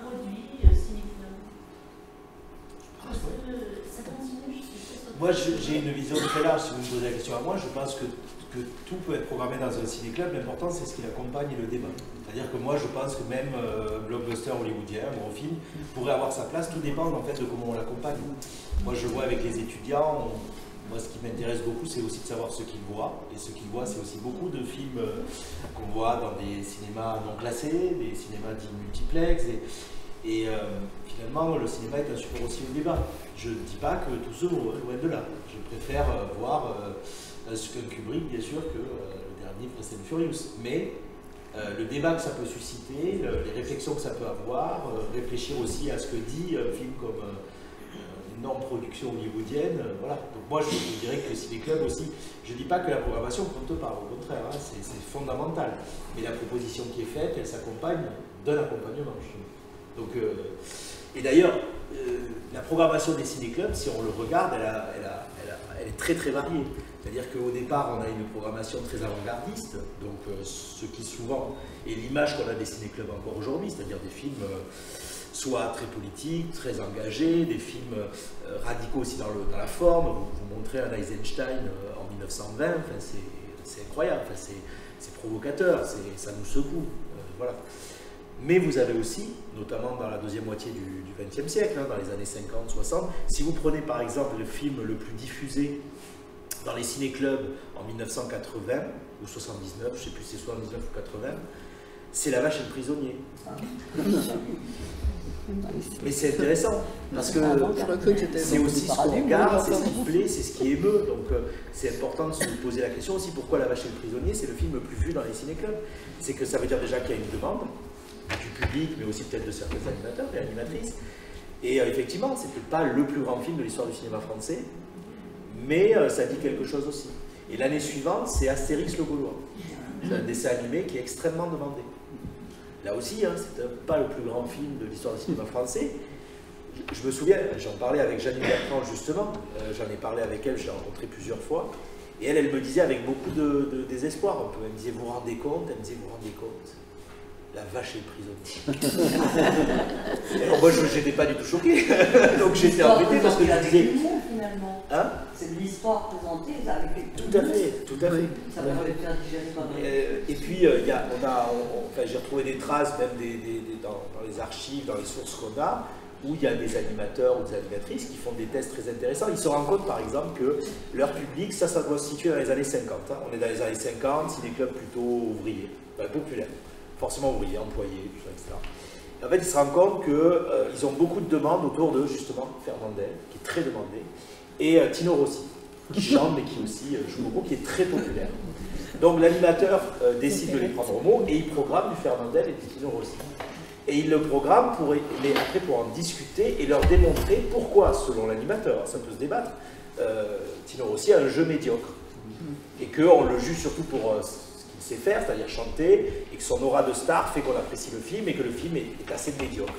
Alors je ne sais pas au fond si ça marche, parce qu'on pourrait dire il y a peut-être des choses intéressantes. Ben voilà, il y a une vraie question aussi de savoir aussi déplacer son point de vue et d'accueillir celui d'une personne qui ne pense pas comme nous. Bon, on est quand même dans les années 50, il y a un rôle un peu plus, l'animateur est un peu comme un enseignant qui instruit le public, donc voilà, aujourd'hui je pense qu'il y aura peut-être plus d'échanges. Mais voilà, donc on va avoir des programmations très variées. Donc finalement, moi je dirais que, voilà, tout dépend de ce qu'il y a autour, finalement, de ce qu'il y a autour. Ça ne veut pas dire que, je pense que des ciné-clubs avec une ligne éditoriale très forte, très marquée, politique par exemple, c'est très important aussi. Et aller à l'âge d'or des ciné-clubs, de toute façon, on pouvait être membre bien sûr de plusieurs ciné-clubs, et vous aviez des ciné-clubs, vous saviez pourquoi vous y alliez. Il y a un ciné-club, vous savez que celui-là, on sait qu'on va avoir des films politiques, et on y va pour ça. Et il y en a un autre, je sais que je vais y aller pour d'autres raisons. Ça va être un ciné-club, on le sait, il est très branché Amérique latine, moi j'aime bien ça, je vais y aller. Voilà. Mais bon, il y avait une diversité, mais attention, hein, il faut bien comprendre que cette diversité-là, il n'y avait aucune autre alternative pratiquement. Si vous prenez les années 50, la télévision, elle existe, mais elle n'est pas démocratisée. Hein. Il il faut attendre quand même globalement les années 70, début 70, mi-70, pour qu'il y ait vraiment quasiment la télévision qui soit présente dans la plupart des foyers. Donc il faut quand même imaginer un monde où il n'y a aucune alternative. C'est-à-dire le seul moyen de voir un film dans sa diversité, c'est le circuit commercial des salles et les ciné-clubs. Donc c'est aussi normal qu'il y ait une, on va dire, un étiolement aussi des modes de diffusion aujourd'hui. C'est pas parce qu'on ne les voit pas aussi qu'ils n'existent pas. Donc il y a une diversité aussi aujourd'hui, et une accessibilité par contre qu'il n'y avait pas à l'époque. L'accessibilité, elle est incroyable aujourd'hui. Hein. C'est-à-dire que les ciné-clubs, c'était la seule alternative. Voilà. Donc ils devaient aussi incarner cette diversité d'une certaine façon. Oui. Juste, je reprends le micro, pardon. Mais justement, dans l'histoire que vous avez bien tracée là, avant la guerre et après, en 1944, où c'est vraiment une naissance, c'est quand même la grande époque du cinéma américain, très facile à voir, où là, j'allais dire, toutes les familles, le dimanche, vont voir la sortie, machin, enfin... Vous parlez après la Seconde Guerre mondiale. Oui, après la Seconde Guerre mondiale, et on est quand même en plein plan Marshall, qui est souci économique, mais qui avait aussi quand même, en arrière-plan, on le sait, quand même d'autres perspectives qui étaient enfin justement, le cinéma américain par rapport au ciné-club et comment tout ça a pu coexister ou se monter quand même. Alors, comme vous disiez, dans les syndicats, les comités d'entreprise, les salles, etc. Parce que c'était les antipodes. Le rapport au cinéma américain, dans la cinéphilie française de manière générale et dans les ciné-clubs aussi, ça a toujours été particulier. C'est un peu le plaisir coupable. Le cinéma américain, c'est le voisin qui fait mieux les choses. C'est un cinéma qui nous dépasse, c'est un système industriel qui, comme on l'appelle au début du siècle, du XXe siècle, est une usine à fabriquer des saucisses, sauf que c'est des films, donc on est très critique. Mais bon, il faut quand même recontextualiser. Hein. On était leader sur le marché international jusqu'en 1914, entre 1914 et 1918. Et bizarrement, à partir du moment où on perd notre place de leader, le discours anti-américain se développe en France. Bon, je pense qu'il y a aussi un truc, on est un peu piqué dans notre orgueil, où on est numéro 1, pâté, et la première industrie du monde. Et puis Hollywood arrive. Alors la première guerre, donc voilà. Et alors étrangement, à partir de là, le cinéma américain, bon oui, mais quand même, oui c'est bien, mais quand même, bon. Et donc on a un rapport ambigu, parce qu'en même temps, ils produisent des films incroyables. Pas que, mais nous c'est pareil, ils produisent des chefs-d'œuvre et pas que. Et alors justement, après la Seconde Guerre mondiale, c'est compliqué, hein, parce qu'il y a une vraie demande des adhérents, mais pas que des adhérents, des animateurs et des animatrices aussi, hein, qui ont envie de voir le cinéma américain. Il ne faut pas oublier aussi qu'on a quand même un embargo entre 1939 et 1944. C'est pas d'autant d'emportement, pas de Citizen Kane, pas de... Et tout ça, ça arrive d'un coup. Comment vous voulez retenir les cinéphiles? Vous avez tout ça à découvrir, et surtout, il y a une pénurie de production. C'est-à-dire qu'après la Seconde Guerre mondiale, vous avez des salles qui commencent à relancer leur activité, qui n'avaient pas complètement disparu, là, pendant l'occupation, la fréquentation augmente. Elles relancent leur activité, elles disent, écoutez, là, il y a une demande. On bat les records entre les années 40 et 50. On n'a jamais été autant allé au cinéma de toute l'histoire du cinéma que pendant cette période. Donc vous avez des exploitants qui disent, on a des gens qui veulent voir des films, on n'a pas de films. Si, on a des films américains. Qu'est-ce qu'on fait? Et en plus, c'est pas que des mauvais films américains. Mais les cinéastes de la Nouvelle Vague étaient fans du cinéma américain. En plus, il faut le rappeler. Exactement. On a vraiment un rapport très particulier avec les cinémas américains, c'est sûr. Et dans les ciné-clubs, c'est le cas. On voit bien, on a des traces de référendum, comme ça, où les animateurs sont de leur public, et ils veulent voir du cinéma américain, ils veulent voir du John Ford. Ils font des référendums. Quel film vous avez préféré cette saison? Les raisins de la colère, ça y va. Et alors ils sont embêtés, ils disent oui, c'est bien, mais quand même, il y a des films français qui sont bien films. Et alors si c'est pas américain, c'est italien. C'est pas français. C'est avec le réalisme, etc. Donc, mais c'est ça qui est génial aussi avec les ciné-clubs, c'est une façon de sonder aussi un public, ce qu'on peut faire différemment aujourd'hui quand on va voir les forums sur Internet de cinéphiles qui échangent comme ça par écrit. Mais là, vous aviez une prise directe avec un public. Quoi. Donc voilà. Donc, le cinéma américain, c'est vrai que c'est toujours particulier, mais bon, c'est une sorte de relation amour-haine, je trouve, qui est belle en soi aussi. Hein, mais voilà. Truffaut s'est formé au ciné-club. Bien sûr. Ah oui, mais tout le monde. D'ailleurs, vous disiez tout à l'heure qu'il n'y a pas beaucoup de cinéastes qui viennent dans les ciné-clubs.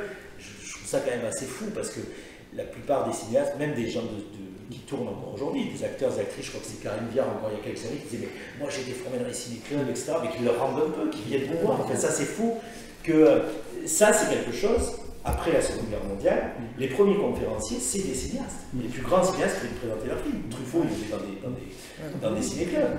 Vous avez des acteurs incroyables, mais pas qu'à Paris. Ils allaient en province pour présenter des films, dans les années 40-50. Il y avait cette idée du conférencier star qui venait présenter des films un peu partout en France. Il y a vraiment eu un engouement là-dessus. Hein. Ah pardon, je ne voyais pas, excusez-moi. Bonsoir. Bonsoir. Nous sommes deux à présenter Ciné-Attaque. Merci d'abord parce que je trouve que l'initiative était très intéressante ainsi que sur le cinéma. Je ne suis pas venue à toutes les sessions, mais merci pour votre historique qui fait remettre les choses en place entre l'histoire et aujourd'hui. Alors pourquoi j'en arrive ici? C'est parce que nous, par exemple, on n'a jamais voulu s'appeler Ciné-Club. Et quand on a été contacté par Territoire du cinéma, puisque ça fait 15 ans qu'on fait des séances mensuellement, on a eu tout le temps un rythme assez accéléré, très régulier. On avait eu une discussion avec Territoire du cinéma parce que justement on ne se reconnaissait pas dans le ciné-club, Et en plus, en disant, entre guillemets, c'était pas tout à fait comme ça, je pense que c'était... Oui, c'était... Oui, vous aviez dit, on n'est pas un cinéma, vous n'êtes pas un cinéma militant, notre ciné-club. Ce qui est vrai, on n'est pas un cinéma. On est militant pour le cinéma. Moi, je relance le débat, parce que peut-être que c'est d'actualité, le cinéma pour et le cinéma par. Pour nous, le cinéma est vraiment un outil d'éducation populaire. Et non pas pour faire passer forcément nos idées, puisque je vois sur les 15 années qu'on fait, quand on fait les bilans, les évaluations de chaque année, on voit bien qu'on évolue, entre faire passer, effectivement, animer les débats sur nos fondamentaux en tant qu'association Attaque et militante. Après, ça a été beaucoup plus de travailler localement, avec les associations locales, d'où avec la MDH, d'où avec la FPS, d'où de faire du partenariat qui nous permet de justement élargir les champs de réflexion. Et pour la modalité, je ne sais pas si, ça m'a questionné en fait un peu votre présentation. C'est que nous, par exemple, on n'a pas, je ne sais pas si on aime tant que ça le cinéma, en fait, parce que on choisit le thème, et c'est le film qui vient illustrer notre thème. Donc, je ne sais pas si c'est... Si vous comprenez un peu ce que je veux dire. Ça nous questionne d'autant plus qu'aujourd'hui, avec ce qu'on était en train de dire tout à l'heure, c'est que trouver des salles, ça devient de plus en plus compliqué. Nous, on a de la chance dans le 14e que le pharmacien nous accueille, mais en même temps, on sent bien qu'avec l'évolution du cinéma, qui est obligé de faire sa carte, enfin jouer son évolution commerciale, il y a certaines séances où ça peut poser problème, notamment actuellement sur la Palestine en ce moment. La question des salles et la question de pouvoir rester éducateur d'une certaine manière, dans la conscientisation du public. J'arrête là parce que je pense qu'il y a plein d'idées qui me sont venues. Mais il faut les donner. Je voulais intervenir là-dessus. Alors, ce que vous dites, pour recontextualiser, là je mets ma casquette plutôt d'historien, mais on pourrait faire le lien avec ce que vous dites maintenant. C'est un débat qui se pose très tôt dans les ciné-clubs en fait. Il y a des oppositions parfois même très fortes au sein des animateurs d'un ciné-club, ou entre animateurs et adhérents, ou entre adhérents. Il y a des ciné-clubs qui sont accusés de ne venir parler que de la forme, et d'autres de ne venir parler que du fond. Ceux qui ne parlent que de la forme sont même appelés, je cite, les snobs. C'est les snobs. On parle de ciné-club snob, et donc ils viennent en disant oui, on va pendant 1 heure tourner autour d'un gros plan, en disant oui, bon. Et les autres qui disent ah ben oui, mais vous, la mise en scène, ça vous passe au-dessus. C'est un peu, ce que je vous reprends en mot, cette idée, est-ce que j'aime vraiment le cinéma? Je crois que c'est ça que vous voulez dire. Et qui disent, ben oui, mais vous, de toute façon, vous êtes juste là pour parler du thème. C'est un film qui parle de la peine de mort et qui dénonce la peine de mort, ben ok, on va parler que de ça. Oui, mais attention, allez voir un documentaire dans ce cas. Ou je sais pas, lisez un bouquin, lisez un article. Mais là, on est aussi là pour parler cinéma. Et bien sûr qu'il y a plein de monde qui se retrouve entre les deux. Mais il y a une vraie bataille sur les deux.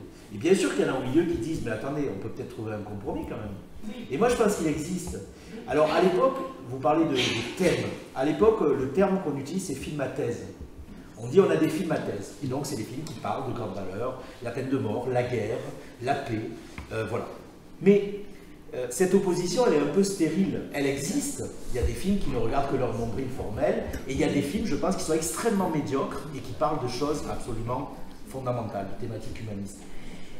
Mais je pense qu'il y a des films qui font très bien les deux. Et je crois que les animateurs, en tout cas ceux qui ont réussi à répondre à ces adhérents ou à ce débat-là, ils ont répondu par la programmation.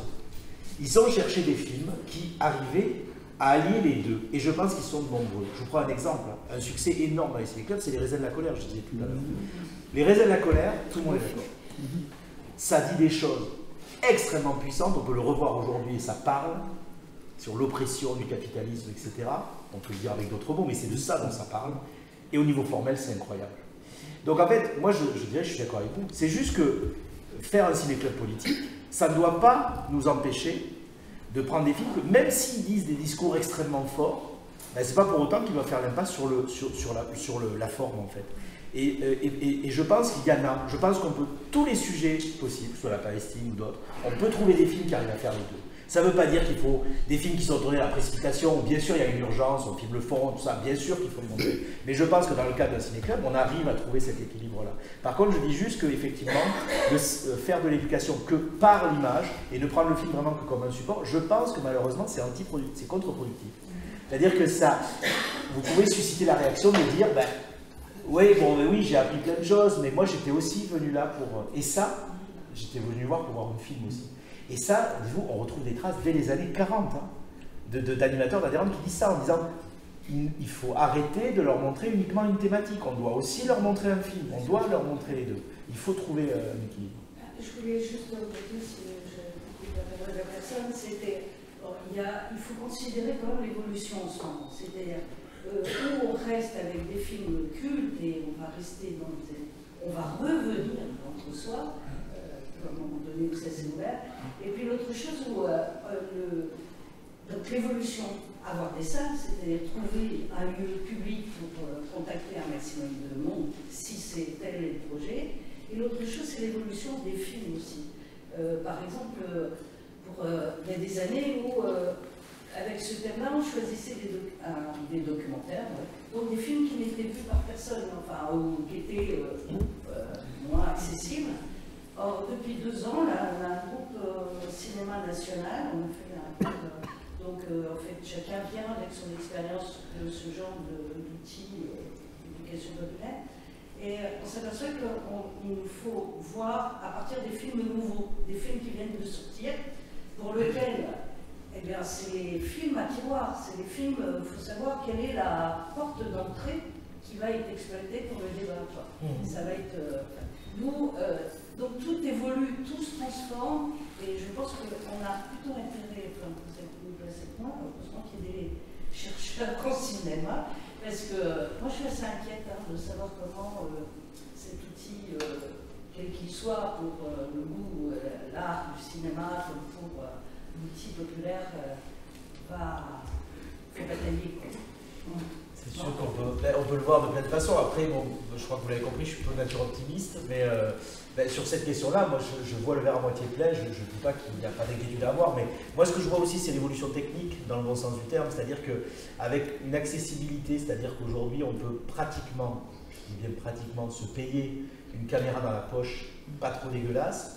Bien que ça a un coût, un smartphone, mais quand même, je pense qu'aujourd'hui, pour une centaine d'euros d'occasion, vous pouvez avoir une caméra dans la poche, et ça permet de tourner, de capter des images que jamais on aurait eu il y a 10, 20, 30 et encore moins 40 ans. Donc c'est-à-dire qu'à la fois, il y a des sujets qui peuvent être documentés qui n'auraient jamais pu l'être, des caméras cachées qui nous font venir des images qui sont montées d'une certaine façon. Donc à la fois, oui, après, il y a les réseaux alternatifs pour montrer ces images, il y a 2 choses, la production et la diffusion. La production-création et la diffusion. Au niveau de la production-création, je suis plutôt optimiste parce qu'on a un matériel quand même forcé de constater on n'a jamais eu autant accès au pouvoir de capter des images. Voilà. Alors après, il faut se former tout ça, mais quand même, quelqu'un dans la rue qui assiste à quelque chose de scandaleux, certains vont filmer, alors pas forcément pour les mettre sur les réseaux sociaux, mais parce qu'ils sont choqués et qu'ils veulent témoigner. On le voit avec les violences policières. Ça, c'était impossible il y a encore quoi, 15 ans, même 10 ans. Donc il y a quand même la captation d'images en termes de production-création. Moi, je suis plutôt rassuré là-dessus parce qu'on peut créer des volumes d'images. Par contre, ça, en termes de diffusion, c'est plus complexe parce qu'il y a un volume énorme. Il y a quand même la question du montage et de la diffusion, effectivement.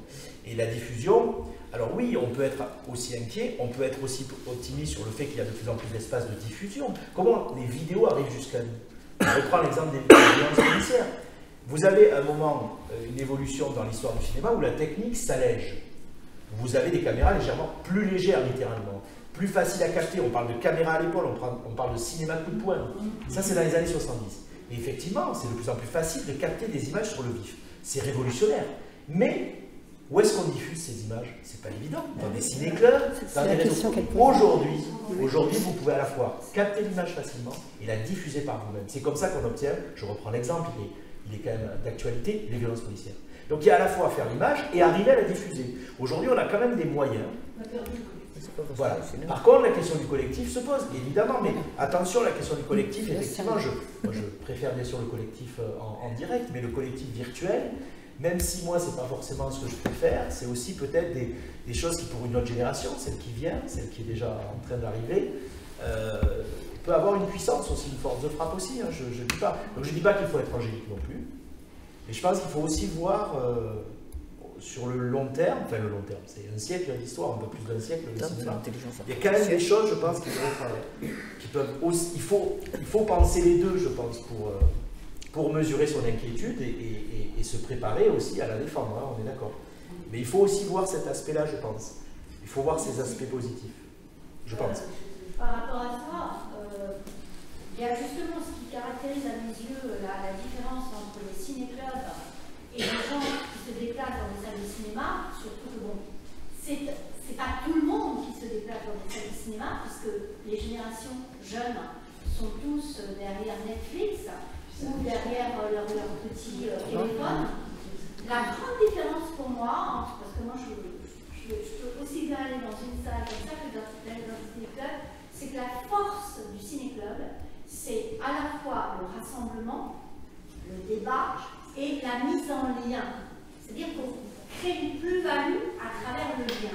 Ce qui n'existe pas avec Internet et avec les jeunes générations qui maintenant veulent même plus. Moi je connais des jeunes, ils me disent pourquoi je vais aller dans une salle de cinéma, moi je préfère être avec mes chiens dans ma chambre. Il y a aussi, avec cette évolution technique qui permet effectivement de montrer quelque chose entre guillemets de façon plus démocratique, il y a par contre le fait qu'il y a de plus en plus j'allais dire des équipages, excusez-moi, mais comme dans le film là, des femmes de ménage, c'est-à-dire qu'on divise. On divise. Et le cinéma, comme tout art, comme le théâtre, comme d'autres arts, même une exposition, on suppose qu'il y a des publics multiples qui viennent, c'est de rassembler. Et je pense que la notion de rassemblement, que ce soit pour voir des films engagés, que ce soit pour voir des films où on va juste discuter sur un plan, que ce soit pour voir du film américain ou de la bande dessinée ou peu importe, ou du film d'animation, en fait, c'est pour moi quelque chose qu'il faut vraiment considérer. Et en ce sens, les lieux de diffusion, à partir du moment où on parle de rassemblement, on peut rassembler ailleurs que dans des salles de cinéma confortables, que dans des salles de médiathèque. Voilà, je veux dire, il y a le plein air, il y a aussi rassembler des gens dans des appartements. Voilà, à partir du moment où il y a ce rassemblement, un débat, il y a comme dans un...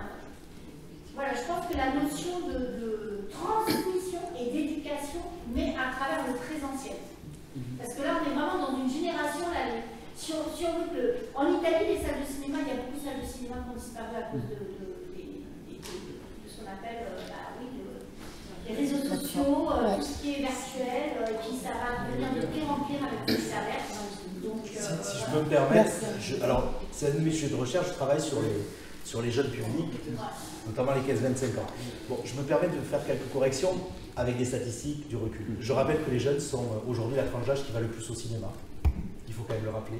Je suis désolé, ce n'est pas moi qui le dis, c'est la statistique. Ils y vont au moins autant que les seniors, c'est-à-dire les 60 ans et plus. Et ça, c'est vrai depuis des décennies. Oui, mais c'est pour ça, c'est très difficile quand même, parce que c'est une jeune génération, on parle beaucoup à sa place, et il faudrait quand même aller voir un peu plus. Vous imaginez un jeune qui vient là et qui entend ce que vous dites, c'est quand même très dur. Sincèrement, quand je vois Le problème... 5 fois par semaine au cinéma, et je vais dans des lieux très différents. Je comprends, mais... Je vous assure... Et oui, mais je sais, mais la question des lieux... La question des lieux, c'est pas parce que quand on ne voit pas une partie de la population, c'est pas qu'elle n'est pas là, c'est qu'elle est ailleurs. Et donc les jeunes, je le redis, vous pouvez aller voir sur le site du CNC, c'est la tranche d'âge qui va le plus au cinéma. Et ça a toujours été le cas. Je précise aussi que ces jeunes sont aussi ceux qui consomment le plus, comme vous dites, de Netflix, mais ce sont aussi ceux qui vont le plus au cinéma. C'est-à-dire que c'est ceux qui consomment le plus de contenu audiovisuel et cinématographique. Alors après, on peut débattre de dire, oui, ils y vont beaucoup, mais ils ne vont pas voir les bons films. Bon, ça c'est quand même un jugement de valeur. Parce que quand vous aviez 12 ans, je sais, moi en tout cas, quand j'avais 12 ans, je n'allais pas voir du Tarkovsky. J'allais voir du Spielberg. Il faut que jeunesse se fasse, si je peux me permettre. Et donc, d'une certaine façon, je trouve ça normal qu'on aille aussi voir des films qui ne sont pas forcément ceux qu'on irait voir à d'autres âges, c'est bien normal, on a d'autres attentes et d'autres envies. Spielberg, quand il réalise Les Dents de la Mer, c'est un blockbuster, années 80, c'est un film d'horreur avec un requin. Il est moqué. Aujourd'hui, il a pignon sur rue, à Cannes, à la Cinémathèque ou je ne sais quoi. John Carpenter, réalisateur de films d'horreur, les gens qui vont le voir dans les années 80, ce sont des adolescents boutonneux qu'on caricature et qui aujourd'hui a une rétrospective à la Cinémathèque française. La question générationnelle, elle est centrale. La jeunesse, elle doit aussi juger sur pièce et la jeunesse, elle va au cinéma. La jeunesse, elle ne va pas dans les mêmes lieux que vous, je vous l'accorde, mais je crois qu'elle est aussi capable, comme nous avant elle, d'aller vers une forme de culture. Je suis désolé de le préciser, mais c'est quand même très violent. Je ne suis pas de cette génération-là, mais quand même, je suis au contact des étudiants et de cette génération. Je n'ai pas la prétention de les connaître. Par contre, on fait des recherches avec des sociologues. J'ai fait une enquête sur les 15-25 ans dans la région Grand Est, et ce qu'ils nous disent, c'est que, bien sûr qu'ils sont beaucoup sur les réseaux sociaux. Par contre, ce qu'ils nous disent, c'est qu'ils regardent quasiment jamais de films sur les smartphones. Ils préfèrent regarder des vidéos de films, mais les films, ils préfèrent regarder soit au cinéma, soit à la télévision, enfin en tout cas sur un écran. Ils nous disent aussi qu'ils regardent rarement des films seuls. Cette idée que chez soi, on est forcément seul. Non, ils invitent des gens, ils les regardent à plusieurs. Il y en a qui nous disent aussi qu'ils n'aiment pas manger des chips devant les films, mais par contre au cinéma. Donc si vous voulez, la question des pratiques et des programmes, il faut juste faire attention parce que quand Truffaut et Godard, ils tirent à boulet rouge sur Autant Lara lorsqu'ils sont jeunes critiques des cahiers du cinéma. Qu'est-ce qu'ils font? Ils règlent leur compte avec une génération en disant « vous êtes des vieux croulants, à un moment le cinéma il faut qu'il passe à autre chose ». Donc à un moment la jeunesse aussi elle cherche sa place. Elle le fait parfois violemment, hein. C'est pas toujours agréable pour nous, hein, je vous l'accorde. Hein. On se fait traiter de boomer, on se fait traiter de je sais pas quoi, c'est très facile. Hein. Je les considère pas comme angéliques non plus. Par contre, juste quand même je précise qu'on prenne une période ou une autre, qu'on prenne la jeunesse des années 70, celle des années 60 ou 50, on constate quand même très souvent que sur le plan culturel, il y a toujours débat. Et ça me rassure à mon sens. Les plus âgés ne regardent pas les mêmes choses que les plus jeunes. Et j'avoue que moi non plus, je ne comprends pas. Chaque année, je leur pose la question, je leur laisse un libre choix sur l'analyse filmique. Ils ont le choix de choisir le film qu'ils veulent regarder. Et j'avoue que, comme vous, je vais être honnête, je suis un peu dépité parfois. Ils me sortent un truc et je leur dis, écoutez, oui, vous êtes sûr que vous voulez prendre ça? Oui, bon, prenez ce film si vous voulez, bon, d'accord. Mais j'essaie de me dire, au lieu de me dire, mais ce film, je le connais, il est abominable, il est nul, mais je ne vais pas lui dire déjà, et surtout, je vais dire, ben, parlons-en, discutons-en, et pourquoi pas, je veux bien être secoué, et montrez-moi de l'intérêt dans ce film. Bon, ils n'y arrivent pas toujours, je vous l'accorde, mais voilà. Bon, voilà, je suis désolé de réagir comme ça, mais quand même, je l'entends trop souvent le discours, et je crois que, justement, c'est une des questions, la question de la jeunesse, pourquoi les jeunes ne sont pas là aussi, c'est que, bah, il faut peut-être pas commencer par dire qu'ils sont comme ci ou comme ça, et plutôt commencer par les écouter, regarder vraiment ce qu'ils regardent, pour se faire un avis, et après peut-être qu'ils accepteront de venir discuter avec nous ce soir, par exemple, je ne sais pas. Voilà. Merci Léo de cette belle défense, mais il y a plusieurs interventions. Sylvie, non. Je m'excuse, j'ai réagi un peu. Il y a 3 personnes qui ont demandé la parole, on va leur donner. L'explication fait que ça a déjà répondu une partie de ma question. Mais en fait, si on reste dans le type de films qui sont projetés dans nos ciné-clubs ou dans les ciné-clubs dont on a parlé aujourd'hui, alors alors nous, on se lamente régulièrement sur le fait qu'on est entre nous, les vieux, les vieilles, voilà, mais je me demandais, on avait l'impression peut-être, et c'est peut-être aussi une question pour vous, là, le cinéma de LDH Attaque, que dans les cinémas militants, enfin je ne sais pas comment il faut les qualifier, mais qui montrent, je peux d'ailleurs citer Amnesty International aussi, qui tous les ans fait un festival cinéma et droits humains, où ils arrivent à allier sur des thèmes droits humains au sens large, des films de qualité. Là, j'ai l'impression que sur ces thèmes-là, comme l'écologie évidemment aujourd'hui, qui est un thème très moteur chez les jeunes, là on arrive à obtenir des publics jeunes beaucoup plus sur des films de qualité, entre guillemets, beaucoup plus importants. Est-ce que c'est vrai ça, à votre avis? Parce que dans ce que vous voyez dans vos, chez vos étudiants, je dirais que c'est comme pour les films.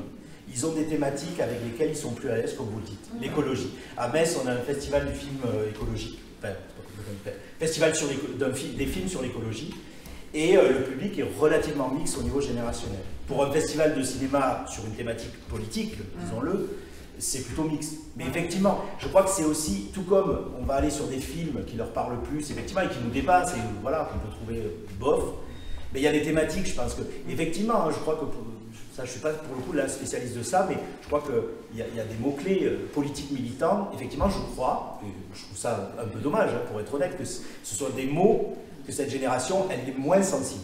Elle les trouve connotés parce que, voilà, bon, moi je le regrette, je trouve ça dommage. Par contre, écologie, ça rassure un peu plus. Écologie, ça semble plus dépolitisé, ce qui, moi, je suis terrifié par cette dépolitisation de l'écologie qui me sort par les yeux. Mais, bon, prenons le mal pour un bien, vous avez compris que je suis plutôt optimiste.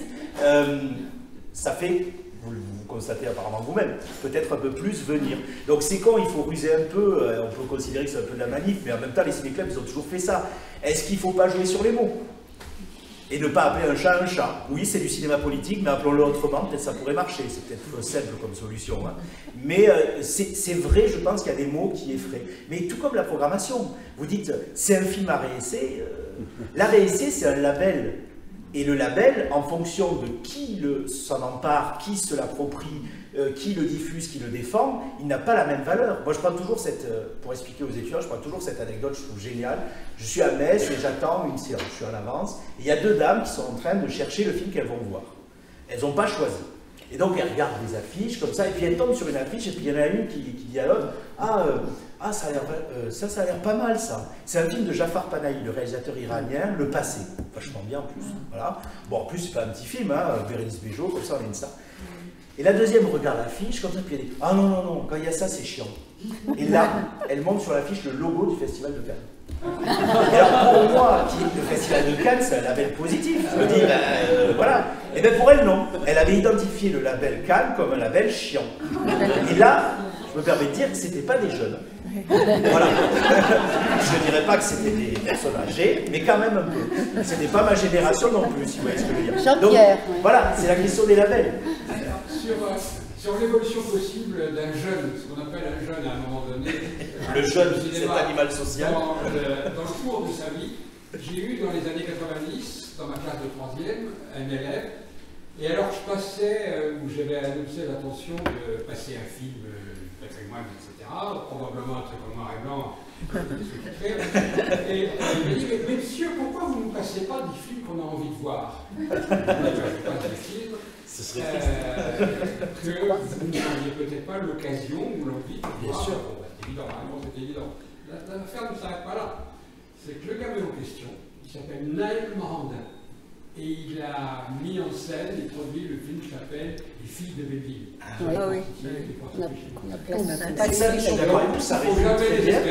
Ça résume très bien, je pense, quel est le rôle des ciné-clubs, entre autres, et d'autres formes type ciné-club. C'est d'arriver à nous faire rencontrer des films qu'on n'aurait pas pu rencontrer tout seul.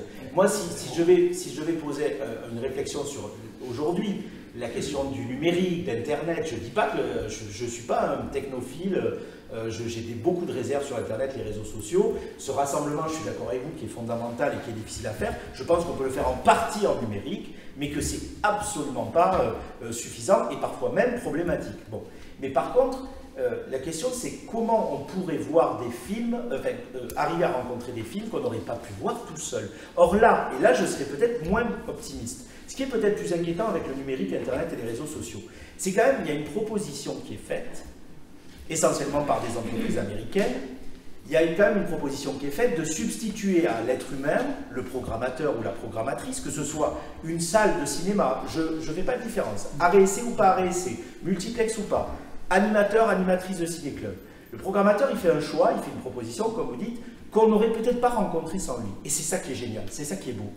Or, il y a quand même une proposition d'un modèle économique qui est censé remplacer cet être humain qui est l'algorithme. L'algorithme Netflix, par exemple, qui est catastrophique. Là, je vous rassure, enfin, j'espère vous rassurer sur la jeune génération. Chaque année, je pose la question aux étudiants. Chaque année, la réponse est la même de manière unanime. Est-ce que vous êtes convaincu par l'algorithme Netflix? Est-ce que vous êtes satisfait? Et tous, sans exception, me disent non. Donc, c'est bien la preuve que, contrairement à ce qu'on pourrait croire, ils ne se satisfont pas de Netflix. Ils le prennent parce que Netflix occupe un terrain. Alors, on pourrait dire, oui, tu pourrais te secouer, il y a d'autres alternatives, réveille-toi. Je suis d'accord. On ne va pas non plus les caresser tout le temps dans le sens du poil. Mais la réponse est unanime chaque année. Donc la proposition quand même qui est faite, et on peut réfléchir à ce qui est à la mode, l'intelligence artificielle, etc. C'est quand même l'idée de ces entreprises, de ces plateformes, c'est quand même de remplacer l'idée qu'on n'a plus besoin que quelqu'un programme pour nous, la machine le fait. Pour l'instant, ce n'est pas probant, ça ne marche pas bien. Ça ne marche pas bien. Mais qu'est-ce qui nous dit que demain ce ne sera pas le cas? Et je suis quand même un peu optimiste encore une fois là-dessus. Je pense que même le meilleur des algorithmes ou la meilleure des intelligences artificielles ne pourra pas capter suffisamment de données pour arriver à comprendre le mécanisme complètement mystérieux et presque magique qui fait qu'on va plutôt avoir envie de voir ce film plutôt qu'un autre et en aimer un qu'on ne connaissait pas et pas en aimer un autre. Donc ça, j'ai envie de dire, tant mieux. Mais il y a quand même effectivement cette question-là. Donc comment proposer une alternative en disant mais tu ne sais pas ce que tu vas trouver sur Netflix, tu tournes en rond sur Netflix, plutôt que de prendre un abonnement à une autre plateforme, ben, regarde ce qu'il y a d'autre à côté. Et cet à côté, il est souvent pas virtuel justement, il est souvent réel, analogique. Et c'est là que je suis plutôt confiant sur l'existence toujours de réseaux pareils. Il faut quand même rappeler que le développement des technologies depuis les années fin 90, début 2000, si vous regardez tout ce qui a été inventé en lien avec le cinéma et l'audiovisuel depuis les années 2000, ce sont des technologies qui nous donnent toutes les raisons de ne plus aller au cinéma. Développement d'Internet, World Wide Web, WWW, Internet 2.0, plus accessible, plus maniable, au début des années 2000, YouTube à partir de 2008, le téléchargement illégal en peer-to-peer qui se développe dès la fin des années 90, début 2000. On a toutes les raisons de ne plus aller au cinéma. Pourtant, je vous rappelle qu'aujourd'hui, la fréquentation est au niveau des années 60. On n'est pas sur une courbe comme ça, hein. On est sur une courbe comme ceci. On va autant au cinéma aujourd'hui que dans les années 60, alors qu'on a 10 fois plus d'alternatives pour voir un film que dans les années 60. Dans les années 60, vous voyez un film au cinéma, c'est tout. Et à la télé, si vous avez déjà les moyens de vous en payer une. Là, aujourd'hui, vous avez le téléchargement légal, illégal, le streaming légal, le streaming illégal, Netflix, la VOD à la vente, la VOD à l'acte, la télévision, le replay. La fréquentation est là. C'est bien la preuve que ça peut être une cohabitation. Ça démontre aussi que ce sont des pratiques différentes. Lancer un film sur Netflix, ce n'est pas la même chose que vouloir aller au cinéma. Je fais le test avec les étudiants. Je leur dis, imaginons Dune 2, le deuxième Dune qui sort en février, la blockbuster américaine, science-fiction, Denis Villeneuve, la suite de Dune, énorme budget, etc. Je leur dis, je l'ai sur l'ordinateur gratuit, en très bonne qualité. Vous le prenez ou pas? Ils disent, bah oui, c'est gratuit, je le prends. C'est cadeau, prenez-le. Bon, c'est faux, je n'ai pas Dune, je n'ai pas de fichier de Dune pirate. Mais admettez, vous avez ce fichier. Ils disent, bah oui, je le prends, mais c'est gratuit, ça ne me coûte rien. Je dis, bon, voilà. Mais parmi ceux qui me le prennent, alors il y en a, ils sont intéressés, ils disent, moi je ne sais pas ce que c'est Dune, mais je le prends, c'est gratuit. Il y en a qui disent, moi je suis fan, je le prends. Et je dis, bon, mais ceux qui l'ont pris, est-ce que vous allez le voir en salle? Ah ben oui. Ben, pourquoi vous êtes bête ou quoi, c'est gratuit? Ben oui, mais c'est pas pareil, monsieur. Il me dit, c'est pas pareil, monsieur, parce que... Je dis, mais pourquoi c'est pas pareil, c'est le même film? Mais non, mais c'est pas pareil, parce que... Ouais, mais c'est pas pareil. Et je dis, attendez, j'enfonce le clou, je dis, attendez, vous me dites que là, je vous donne un film en super qualité, vous allez le regarder tranquille, vous pouvez le revoir 10 fois avant sa sortie, et vous allez quand même aller au cinéma le voir? Je dis, vous êtes des pigeons ou quoi? C'est pas possible, je fais de la provocation. Oui, ouais, mais non. Voilà. Et ça, je peux vous dire, ça marche quasiment à tous les coups. Voilà. Donc, c'est quand même, ça démontre, je pense, clairement, c'est pas très scientifique, mais ça démontre, et ça, il y a des statistiques qui le disent, que ce n'est pas la même chose, en fait. On peut avoir envie de voir un film chez soi, dans certaines conditions, et il y en a d'autres, on le sait, on veut les voir en salle. On le sait. Et ça, je peux vous dire que c'est transgénérationnel. Que vous ayez envie, vous, ou un gamin de 16 ans, je peux vous assurer que ça, c'est quelque chose qu'on partage entre les générations. Il y avait déjà une question avant. Le déclin en fait, des ciné-clubs, c'est pas dû aussi à la fermeture des petites salles de quartier? Le déclin, il est bon, pour répondre assez rapidement, je ne veux pas m'étendre trop là-dessus, mais pour le dire vite, il y a plusieurs facteurs. Souvent on dit c'est la télévision, c'est plus compliqué que ça, hein, parce que oui, il y a eu une forme de concurrence, mais pas que. Parce que la télévision va beaucoup montrer des films de patrimoine et les ciné-clubs étaient contraints de montrer des films de patrimoine. Je précise que la loi les y obligeait. Pour éviter une soi-disant concurrence déloyale avec les salles ont fait pression et une réglementation a été adoptée qui notamment interdisait aux ciné-clubs de passer des films de moins de 4 ans d'ancienneté. C'est interdit, pour éviter la concurrence avec les salles. Avant cette réglementation, les ciné-clubs, ils passaient des films très récents. Hein. Cette image du ciné-club qui montre du patrimoine, c'est-à-dire ils ont été condamnés à attendre 4 ans. Alors qu'au départ, les ciné-clubs, c'était l'avant-garde. Ils nous montraient le cinéma qui venait de sortir. Ça renvoie à ce que vous disiez, le cinéma tout chaud, là, qui sort. Ça leur a été interdit, sous la pression des salles de cinéma. Et c'est là qu'ils sont allés vers la question du patrimoine. Bon, donc déjà, forcément, quand la télévision arrive dans les années 70, elle va sur ce terrain-là. Et qui occupe le terrain de l'avant-garde? Les salles à réessai qui se développent aussi à ce moment-là. Les ciné-clubs, ils sont pris en sandwich. Hein. Avant, ils disaient, ben, face aux salles à réessai, nous, on fait du patrimoine. Merde, la télévision fait aussi ça. Mais c'est quoi notre plus-value dans la programmation? Donc, concurrence du côté de plus de la programmation que de la fréquentation. Ça, c'est un premier point. L'autre point, c'est... alors, certains disent qu'il est culturel. Il y a beaucoup de gens qui portent les ciné-clubs, qui sont très souvent engagés politiquement. Et ça correspond avec l'après 68. Il y a eu, j'ai pu soit interviewer, interroger ou lire des témoignages d'animateurs qui ont eu une grosse crise existentielle après 68 et qui se sont dit, ben, à quoi je sers, qu'est-ce que je fais là? Il y a eu un gros contre-coup quand même d'après 68, hein, quand on a constaté que ça avait été quand même un sacré échec, hein, peut-être pas au niveau sociétal, mais au niveau politique et économique, c'était pas tout à fait ça. Et donc il y en a qui m'ont dit, ben, franchement, dans les années 70, je me suis dit, mais qu'est-ce que je fais? Et puis ça sert à quoi de faire des débats? Est-ce que d'ailleurs c'est pas une forme d'instrumentalisation? Je suis très paternaliste en fait, je vais expliquer aux ouvriers, moi je suis pas ouvrier, je vais expliquer aux ouvriers ce qu'il faut qu'ils pensent. Il y a eu beaucoup de départs à ce moment-là. Par ailleurs, les fédérations ont été associées à mai 68, ce qui n'est pas tout à fait vrai en fait. Hein. Les fédérations, elles n'ont pas vraiment milité en 68, mais l'État, il n'a pas fait dans le détail. Juste après 68, dès l'année d'après, on divise par 2, par 3, voire on supprime la totalité des subventions des fédérations, notamment celles qu'on estime les plus proches de l'extrême gauche, notamment la fédération Jean Vigo. Plus de subventions. Donc que ce soit chez les animateurs de terrain, crise existentielle, les responsables de fédérations qui se prennent un énorme retour de bâton post-68 avec suppression des subventions. Donc il y a quand même un argument politique. Mais surtout, il y a un argument démographique. Vous avez une augmentation de la population qui porte le mouvement des ciné-clubs, les fameux baby-boomers. Ils sont jeunes, là pour le coup il y a plein de jeunes dans les ciné-clubs, années 40, surtout 50, 60, la courbe monte. Puis ces jeunes, ils commencent à avoir 18, 19, 20, 25 ans, ils commencent à atteindre l'âge du premier enfant, d'une situation stable dans la vie active. Comme vous le savez sans doute toutes et toutes, sont des grands aspirateurs à temps. Or c'est le premier facteur ça. Et c'est toujours vrai, qu'est-ce qui fait qu'on va le plus au cinéma ou qu'on ne va pas au cinéma? C'est pas l'argent. Le prix du ticket il est important, mais c'est pas le premier point, c'est le temps.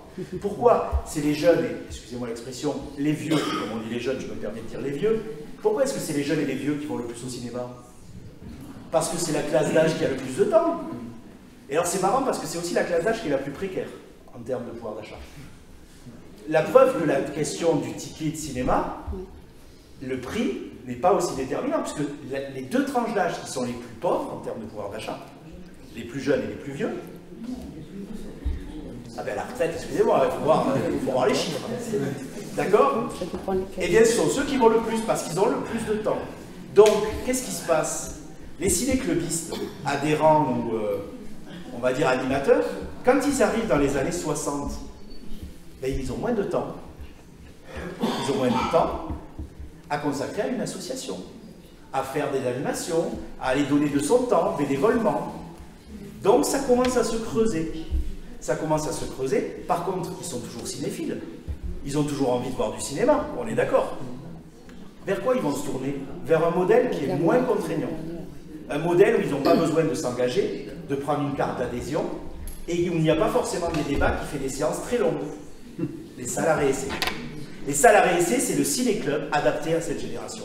Et comme de par hasard, la croissance de la réessai commence dans les années 70, alors que ça existe depuis 1957.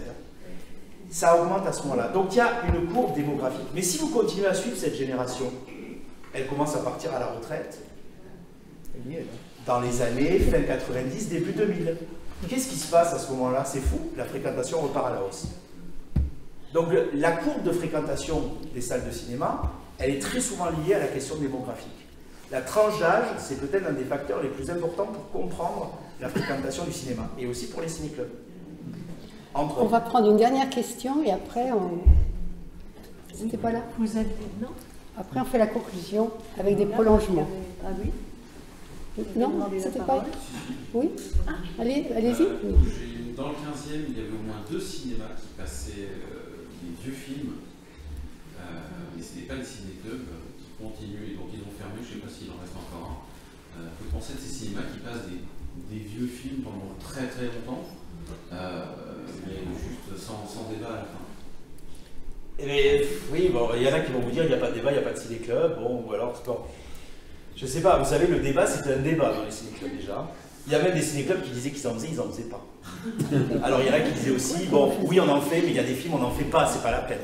Il y en a qui disaient, bon, on le fait pas cette fois, mais on le fait la semaine prochaine, qui oubliaient de le faire. Donc c'est compliqué. Voilà, donc sur la question du débat. Après, sur la question de la diffusion, bon, je pense que c'est de plus en plus rare. Bon, la question des films de patrimoine, ça devient un vrai marché. Là, je parle vraiment commercial. Les distributeurs, ils jouent là-dessus. D'ailleurs, sur la question des ciné-clubs et des salles commerciales, les salles commerciales, elles vont sur le terrain des ciné-clubs parce que ça peut rapporter un petit peu, modestement, mais quand même. Je vous prends un exemple. À Metz, c'est le cas. Mais comment ça marche? C'est quoi le deal? Si vous voulez faire un ciné-club, c'est assez facile. Je parle juste de l'appellation, attention. Vous allez dans une salle, à Metz, ça fonctionne comme ça. Si je veux faire un ciné-club, je vais voir l'exploitant, donc je connais un petit peu, mais c'est pas un petit peu. Et je lui dis, est-ce qu'on ne ferait pas une séance de ciné-club? Qu'est-ce qu'il va me proposer? En fait, il a des distributeurs qui proposent des films de patrimoine. Si vous êtes d'accord d'animer, de faire des débats sur ces séances-là, mais vous décidez pas trop la programmation, hein, vous n'avez pas beaucoup de choix. Mais par contre, vous payez quasiment rien, vous n'avez même pas besoin de subvention. La salle, elle vous dit, mais on a 20 personnes, mais c'est bon, moi ça me va. Et là, moi je fais ça avec 0 €. J'ai pas de subvention, pas d'association. C'est la salle qui programme, elle appelle ça ciné-club.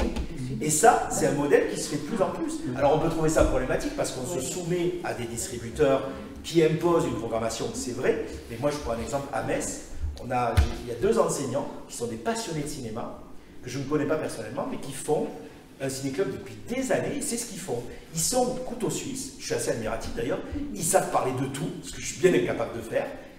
Et chaque année, l'exploitant leur fait une réunion, leur dit voilà, cette année on a ces distributeurs, on a Citizen Kane qui reçoit, ah chouette, on a aussi du Lynch, on a une rétrospective Lynch. C'est le marché qui dicte la programmation.